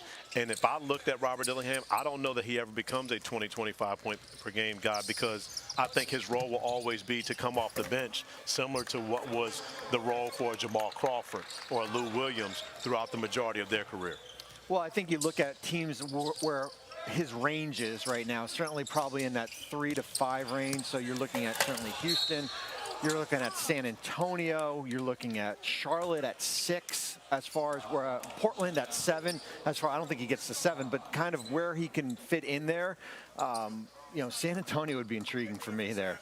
That's pretty intriguing, because then you could go, as you said, you can go Topic or him, then you can get a big wing at number 8. Yeah, a lot of different. You have some versatility to you. Yep. I think when I looked at Rob Dillingham, and again, I go shot making, right? Like, you think about shot makers and you think about guys that struggle at the defensive end of the floor in the NBA. Bones Highland is one of those guys. And people can sit there and say, well, Bones Highland, Sean, like, I mean, Gavoni just said he's going to average 20 points a game, potentially. In the game that Bones Highland was able to start and play this year for the Clips, he had 37. Like, Bones Highland can fill it up. But the reason he doesn't have more minutes out on the floor right now is because of his inability to defend and not get beat at that end of the floor and be a complete liability. And Bones was a bucket in Denver. He was microwave-like offense coming off the bench before he was traded away. So you talk about a guy that, that absolutely is able to do that coming off the bench. And I believe that, again, I think that's the most important part of what Robert Dillingham and Reed Sheppard did this year. They were able to produce without having to start games. That is a gift and a true strength to be able to have. For all the times that you've said that you don't like player comps, I feel like you've agreed with a lot of Farnham's player comps today. And because he has not thrown an all-star in there yet. That's the kicker. I mean, when so many different people do these comps, they're looking at the guys that they get a chance to watch on TV and they see going off in the playoffs. The reality behind anyone coming out of college and saying, I'm going to compare him to that guy who's already getting the job done at the NBA level, I can't look at those comps as viable. I had someone compare Scoot Henderson to Russell Westbrook, and I asked them simply, do you realize how many? Clothes. No. And then there was Russell Westbrook and Derrick Rose. And I said, are you kidding me? You're talking about 2 MVPs. Right. And again, to compare any young player coming out of high school as an amateur or whatever it may be to an MVP level guy, I just think that's, unheard of.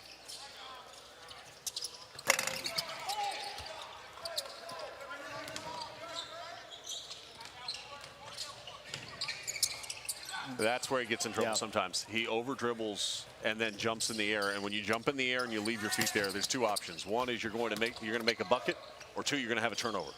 And that time, Bronny James got the turnover.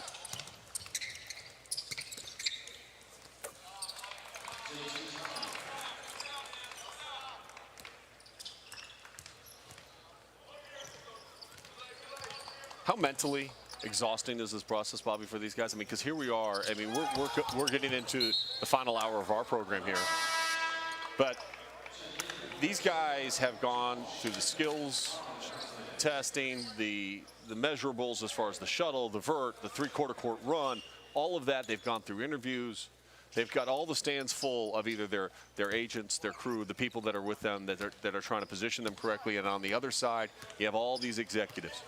At this point in time of the final day of the Combine, how mentally taxing is it for these guys? Well, they got 2 more days of interviews, too.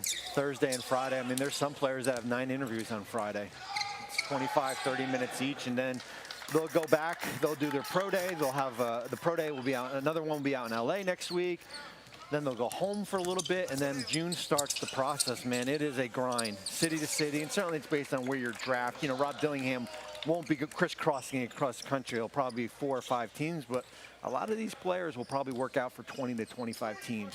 Flying commercial, stuck in the airport, flights delayed, landing in a city late, work out 9 a.m. in the morning. It's a grind of an interview. That sounds like my schedule right now. That's going to be my next question, though, because it's obviously very physically taxing, too. We were just talking to Trenton Flowers. He was talking about how he kind of tweaked his patella a little bit. We saw Peyton in the first game, Sanford.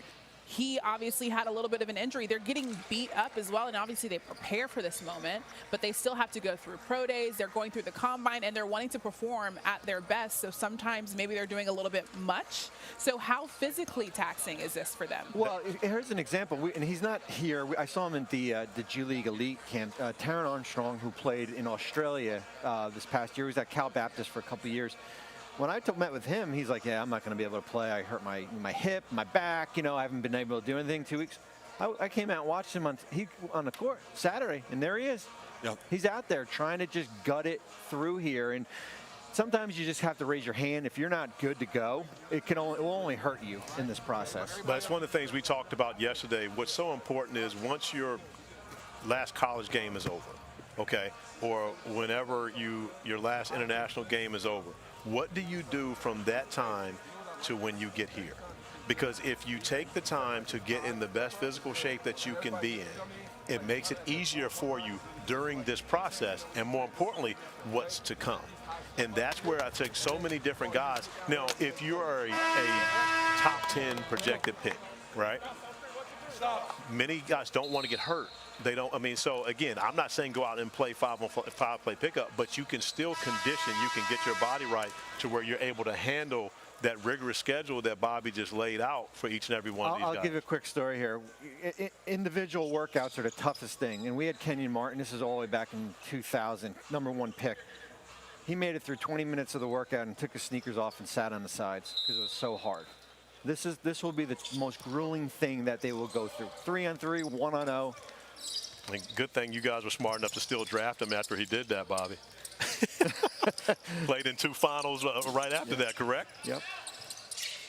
All right, let's take a look at some players whose stock grew at the NBA Combine and then heard their name called on draft night. In 2022, it was Jalen Williams. We just talked about him not too long ago, who went 12th to the Thunder. Christian Braun was picked 21st by the Nuggets, and Andrew Nembhard 21st to the Pacers. All contributors, of course, to playoff teams now. In 2023, the Warriors picked Brandon Podziemski 19th. We had some players. Ben Shepherd was picked 26th by the Pacers. So, you know, this is a great, as you guys mentioned, it's a great time for players to allow their stock to rise, especially guys, especially in this draft, #1, but especially guys who we haven't seen that much from. We're talking about Trenton Flowers playing in the NBL. We haven't seen him in a while. Obviously, he was playing pro ball, but what has he done? How has he grown as a player? So it's great to see them out here. Well, Max Prosper is one of those guys that a year ago came out here and performed well and then went to the individual workouts and was able to build that momentum into that draft. And ironically, he's repped by the same guy that reps A.J. Mitchell, Todd Ramazar. And so often it's about the positioning, right? It's about understanding who are you, how can we package what you are, and then sell that package to an organization and get them to see the same vision that we have. And how much of that conversation comes down to agents talking to you and the meetings that are taking place right now here in the building after yesterday's games? You mentioned the Washington, you mentioned Enrique Freeman getting calls from everybody. Those conversations is how you package and how you sell the person you're representing. Yeah, I think most agents will have an idea leaving here kind of where each of their prospects will be as far as from a draft positioning standpoint. I think we showed Omax Prosper, you know, he has had the opportunity of kind of having a backseat in Dallas. Started a little bit in the beginning. They kind of force-fed him. Learned a lot from Derek Jones, who's been their starter. Now, Jones is a free agent. If Dallas can't sign him, can a year of development now push him into more of a rotational player here? But as I said, what the Combine will do is that it will give the agents, as far as a list of teams, these are the teams, whether it be someone in the 30 to 40 range, this is kind of who we're going to focus on. And I've been fortunate, Bobby and I, to be able to be here as a part of both those Combines that we showed earlier. And we had Bill Self on the set. And we were talking about Christian Braun and him actually playing. And Bill Self told us plain and simple, he would not play. But you see how competitive he was here at the Combine and how that's carried over to why he's now in the rotation. Just go back to Bobby's point. They lost Bruce Brown in free agency. Christian Braun steps right into that role and fills in perfectly for a team that now has a chance to be able to get back to the Western Conference Finals and possibly win another championship in the finals. So, but Christian Braun, after a year of development where he did play and was a large part of what they did last year, has a much bigger role this season. But it's their competitive nature of a guy that will come out here and play and not risk their draft status on the fact that there will be so many unknowns. I think the hardest part with some of these championship level teams, certainly like, whether it be Denver or maybe Minnesota, or, certainly Oklahoma City, is having your head coach empowering your young players. Trusting your young players that you can put Case and Wallace out on the floor in Oklahoma City at the end of the game. Trusting Christian Braun when, Jamal Murray maybe picks up a couple fouls to put him out there for 12 or 14 minutes. I've had a number of conversations with Michael Malone in doing Nuggets games this year, and he's talked about he and Christian Braun actually had to have a sit-down earlier this year about what his role was, because Christian Braun, you make that jump, and you feel like you should be more involved in the offense, and you've got to show more of who you want to be as an NBA player. And Michael Malone told him straight up, hey, this is how you're going to help us. You play this role, and you'll find yourself in a rotation. If you don't, you may not be in that rotation. And he bought into that. Jamal Shed just had a great awareness of time and possession, got his hands on the ball with 4 seconds left, took one dribble, threw a dot to Infaladante at the other end of the floor. He's now got 6 assists to go with 7 points. Once again, proving he can be a lead guard. Headed into the draft process, of course, they won the national championship this year. Donovan Clingan is currently Gavoni's 3rd guy being picked up. So, Gavoni, why do you have Donovan Clingan at number 3? Christine, Donovan Clingan is the most impactful defender in this draft class. 7'3", 7'7" wingspan, has tremendous instincts, timing, and mobility, surprisingly, that made him a tremendous shot blocker. Now, he's also a huge offensive hub for one of the best offenses in college basketball.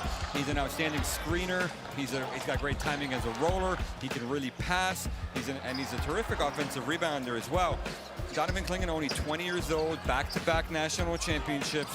There's a lot to like about this kid. Think about a Rudy Gobert type defensive impact. That's what I'm envisioning with Donovan Clingan. And one aspect of a game that he didn't get to show a lot in college, but he did in high school, was his shot. He actually shot the ball from the three-point line in high school, and I think that that's one of the interesting thought processes when you look at Donovan Clingan, not just from a scoring perspective down low on the block where we saw so much of it when he was at UConn, and to go along with that defense that Jonathan was just talking about, but he's proven that he can make the shot from the outside. And not only that, we watched him shoot the basketball on Monday during his drills. It didn't look unnatural at all, but what I loved about him was he was one of those guys that sprinted through his workout. He didn't jog. He was actually shooting game shots. Spent some time, making sure that he was in shape and coming in here and prepared to do these drills. But I got a gripe with everyone talking about this UConn program. Okay. Who was the head coach at Arizona State? Bobby Hurley. Okay. Who is the Hall of Fame father of the head coach at Arizona State? Bob Hurley. Right. Okay. Bob is the dad. Bobby's the son. Why are we calling Danny Hurley Dan Hurley? It's Danny. He's been Danny forever. Why did we go to Dan? Because he would like to be called Dan Hurley. No, he won't. No, he don't. Who told you that? He said it himself. No, he didn't. He got to tell me that. He's been Danny Hurley ever since we met in 1989. I always call him Danny. You can call him Dan, you can call him Danny. But one thing you're going to call him is back-to-back national championship head coach. Yeah, absolutely. Call him winner. That's what it is. And his program is built and stacked to continue to have success. And that's part of the reason why Donovan Clingan came into this combine and sprinted through his shooting workouts, because he is conditioned that way. Danny the intensity Hurley, of their practices Danny are off Hurley, the charts. you practice that way. You go about everything that same way, so therefore it's not unnatural for him to come out here in front of all the scouts and sprint through everything, because that's the only thing that he knows. I tell you, we saw the graphic with all the UConn players up there, and the one thing I'm disappointed at, and we see Carabin Spencer out here, Tristan Newton. Yeah. Why aren't you out here? And I know what you did, your body of work at UConn, and certainly how you performed in the national championship, but you should be out here competing. 5-on-5. There's no reason you're the 76th best prospect on the board here. Unless you have a guarantee somewhere or unless you're injured, you should be out here playing right now. Obviously, not being able to see him play kind of hurts his draft prospects a little bit. No, I mean, listen, there's a body of work, right? He's been on a high-level stage the last couple of years. There's 2 national championships here. But I do think just the competition standpoint, as far as him out here competing against other, draft prospects type players, I don't think it could hurt him. I think it can only help him. Do you think the fact that he's decided not to play is the thing that could possibly hurt him? Because like you said, you literally said, why aren't you out here? Do you think that teams, GMs are asking that same question and thinking that that questions a little bit of his character and what he's doing as he prepares for the NBA draft? I don't know about the character standpoint. I do think like it's a pace car, right? Eventually the pace car is going to get, lapped by somebody else out here that, who's going to play well. So if I was advising him, which I'm not, I would have told him to go out here and play. Alex Karaman, by the way, well, I'm not sure. It's changed. When we came out of the last break, he was leading all players with 12. He's still tied for having the most points on the court right now. One thing's for certain, Alex Karaman can shoot the basketball. Great college basketball player. I think athleticism could hold him back at the next level, but he has a great basketball IQ and is a guy that understands exactly how he has to help a team win.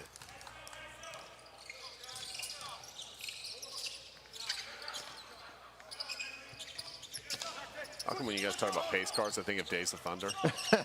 Get me out of fun in the car. Amazing. I think about the Indiana Pacers. Why is that? Because they lost last night to the Knicks? Sean Farnham said that. That was not me. Can Tyrese Halliburton, by the way, take more shots, please? I'll check in with my guy, Rick Carlisle. It's interesting. By the way, I'm sorry to interrupt it's okay. you. Did you see Jenny Busek twice on the floor yesterday? Wahoo-wah, by the way. Jenny going out there breaking up fights. My little sis.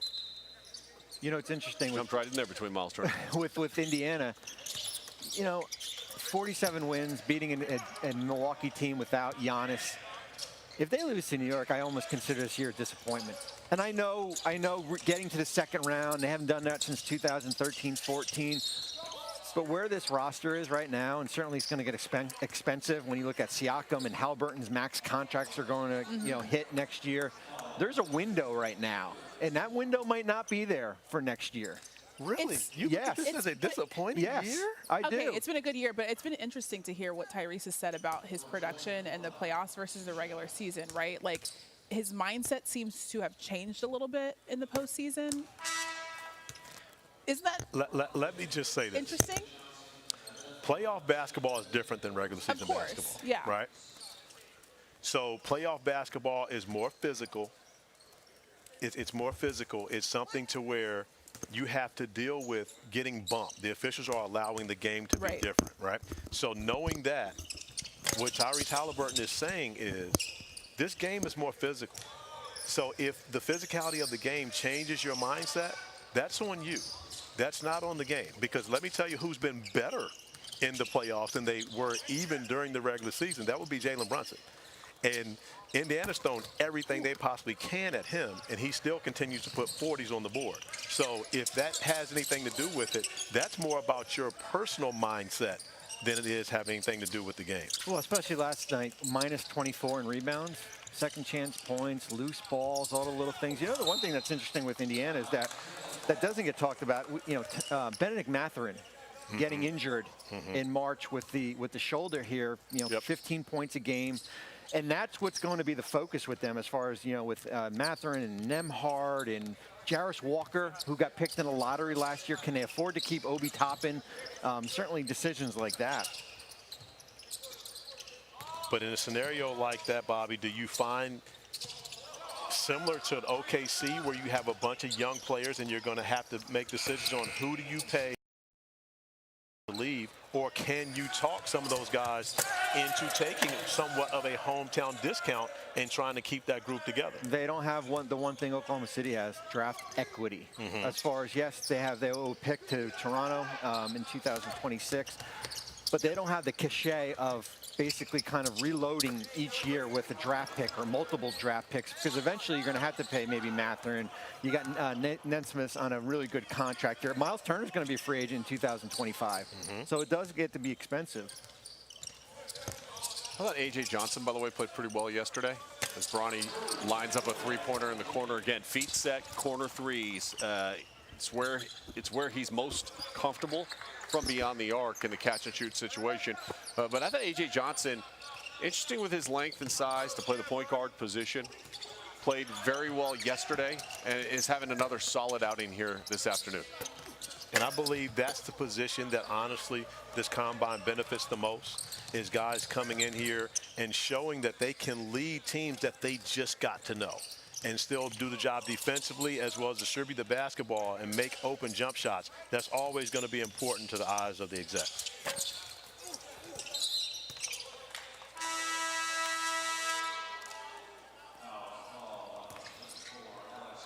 Bronny James, the leading scorer right now for St. Andrews. He's actually got 13 points to go along with a couple of assists. We've seen it, whether it was McDonald's All-American game last year. Run to the corner, get your feet set, let the guard create the opportunity for you to get a wide open look and take an uncontested three from the corner. He's been able to knock down a pair of those. I like LeBron with the very subtle ice in my veins. I see Christine hanging out with JG so long, calling shooters buckets. Oh, I've been calling shooters buckets. Okay, yeah, don't do that. there's a difference between being a shooter and being a bucket. I said he gets buckets. I didn't call him a bucket. We'll review the tape. We'll roll back. What's that I'm going to throw the instant replay. The instant replay flag. I'm going to throw the instant replay flag on that one. Good marketing, by the way, that you and I both went immediately to a commercial. We need NIL deals. Yes. I can take some NIL deals.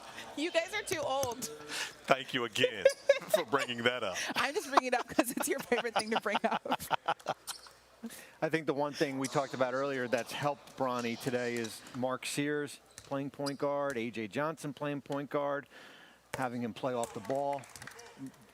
As we said, more comfortable. His feet has been set.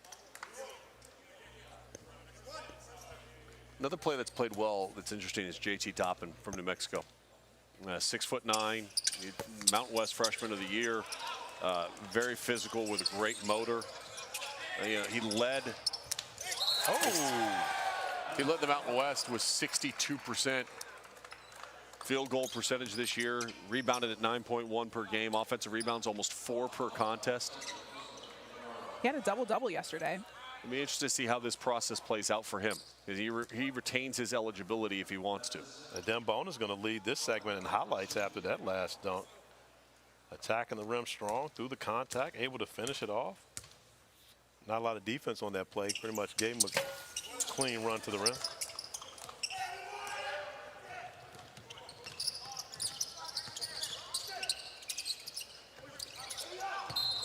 Good active hands that time playing in the passing lane. Good communication, too, by Dembona. You talk about little things. Like you could hear a Dembona communicating the coverages on the screen. And that's what matters most to these executives watching right now. A big man that is vocal on that back line. But as you mentioned before, playing for Mick Cronin, he had that responsibility at UCLA. So it's nothing foreign for him to be able to do it here at the Combine.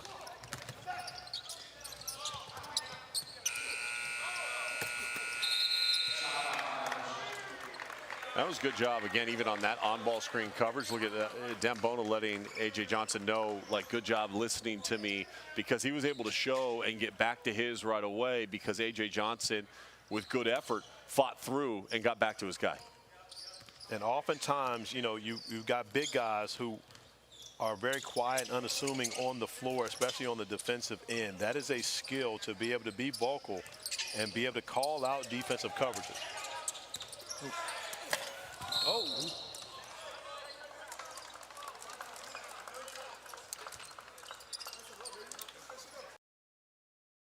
On that possession, actually jumped which he should not do, but still able to be able to drop off that bounce pass under the defender.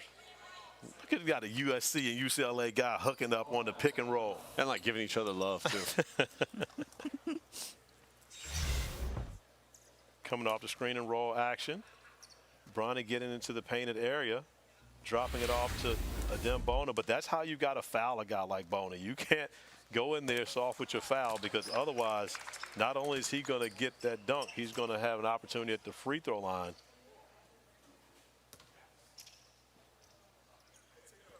Sean, you've seen him a bunch the last couple of years at UCLA. What do you see as far as how he makes it in this league?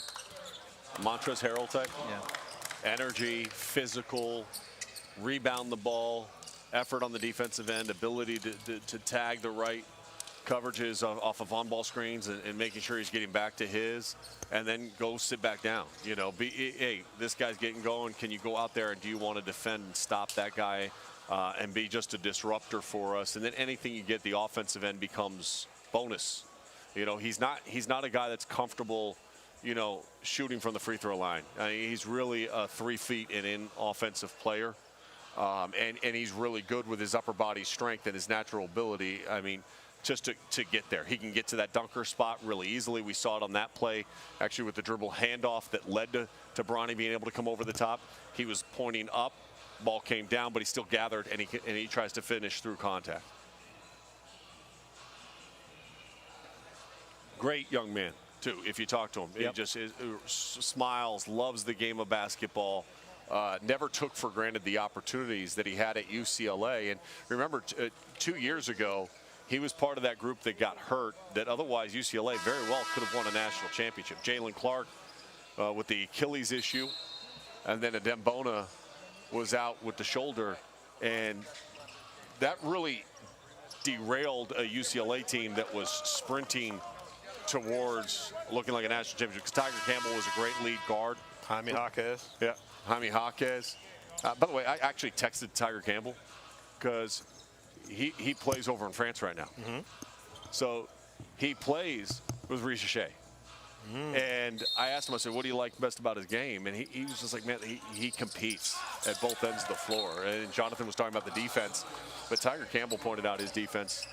And just, he said he can really shoot the ball, and they see it at practice all the time, his ability to stretch. But Tiger Campbell having a very good professional career right now in France.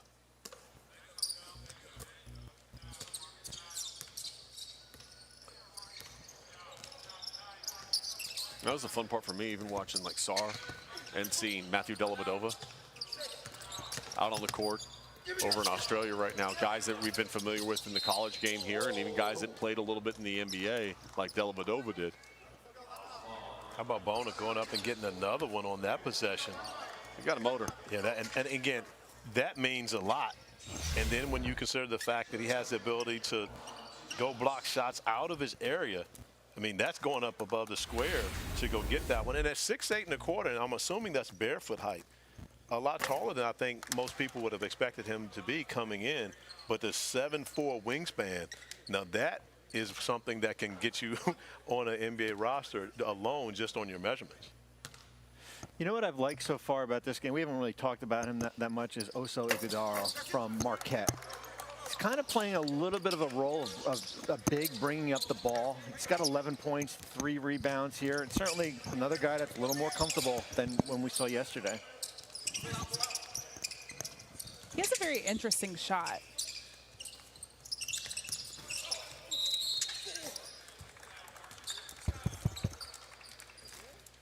He has a very interesting shot. The player out of Marquette. There he is.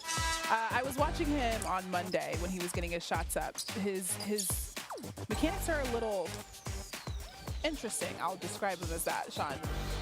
Not smooth would be how I would describe it. Uncomfortable is another word you could say when watching him shoot his perimeter shot. But that's not why you're gonna draft him. Hold on, now I got a question. Is it uncomfortable for you watching it? Both. That's what I was trying to say. It was making me uncomfortable. His shot was making you uncomfortable. But But that's not why you're drafting. Yeah, true. He's not going to be a three-point shooter. Like you. And by the way, as we've talked about, you can smooth mechanics. You can work on shot. The NBA is as good at that as anything you can find. But what you love about him is motor, his length, his ability, versatility at the defensive end of the floor to show on screens and different coverages. I mean, because you go back to like that Clippers-Mavs series.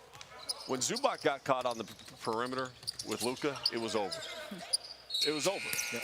So do you have anybody that potentially can add length out on the court for you that can show out on the perimeter and has the foot skills and the ability to show in that way? But we'll say that in Game 5, that was the case. But you go back throughout that entire series, there were many opportunities where Zubac had, and he did a great job defending Luka throughout those. So again, for a big like Zubac, who is really, and Bob, you tell me if I'm wrong, he's kind of the prototype is what you want from a lob threat, as well as a guy that can step out, switch screen and roll action, guard a guard for a couple of seconds. He's a top 10 center in the league. Yeah, absolutely. So again, nobody can guard Luka. It's guards that can't guard Luka. So again, to put a 7-footer in that spot, it's going to be tough. But Ty Lue trusts him to be able to go out and do that.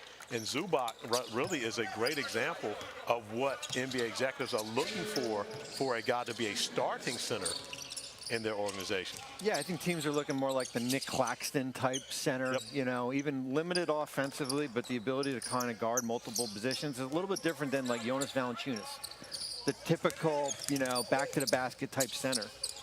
Daniel Gafford, great example. Look at how that great trade Gafford has been. That trade that brought over P.J. Washington as well. I mean, you look at Dallas's defensive numbers prior to that, and Dallas's defensive numbers post that. Completely different. It's amazing. I had Dallas and Miami on March 7th when Jason Kidd made the change to put Gafford and Derrick Jones Jr. in the starting lineup. Dallas had lost 5 of their last 6 games. And I'm talking to Jay Kidd pregame about what do you have to do to get back to where you guys were when you went to the Western Conference Finals 2 years ago. He said it's simply about defensively. We're going to make a change today. They went 16-2 after that change, getting Gafford, Derrick Jones Jr. in the starting lineup, along with P.J. Washington coming over from Charlotte. And look at them now. They have a chance to be able to move on. All right, coming up tomorrow night at 8:30 Eastern on ESPN, we'll have Game 6 of the West semis. Of course, between the Nuggets and the Timberwolves. Coverage begins at 8 Eastern with NBA Countdown. Denver leading the series 3-2. Remember, Denver was down 0-2 in that series. Now won 3 straight. They look to close it out. Tell you what, it's going to be rocking in Minnesota tomorrow, though. Remember, Denver lost those 2 games at home and then came back and beat Minnesota twice in Minnesota. So I'm sure the Minnesota fans are not happy about the fact that their team couldn't pull off a win there. They are going to be the absolute 6th man for them tomorrow night. I don't think the defending champs are scared. I mean, I think, you certainly watched them in Game 5 and a little bit more of a struggle the first half, but going on the road, it's like, the 5 on the court, the guys on the bench, and their coaching staff. It's basically them against everyone else, and you saw it in Games 3 and 4. They basically answered everything that Minnesota tried throwing at them.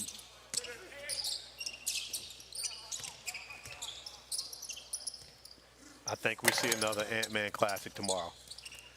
43 last time at home in a loss. And of course, if you can't watch it on TV, you can always listen to that on ESPN Radio. Who's the broadcaster on that game? Do it again. Do it again. If you can't watch the game on TV, you can always listen to it on ESPN Radio. Who's the broadcaster? That will be myself and the great Mark Kessler on the call. There you go. A little love for you. There you go. Appreciate that. Do you think the series gets tied tonight or tomorrow? I do. Okay.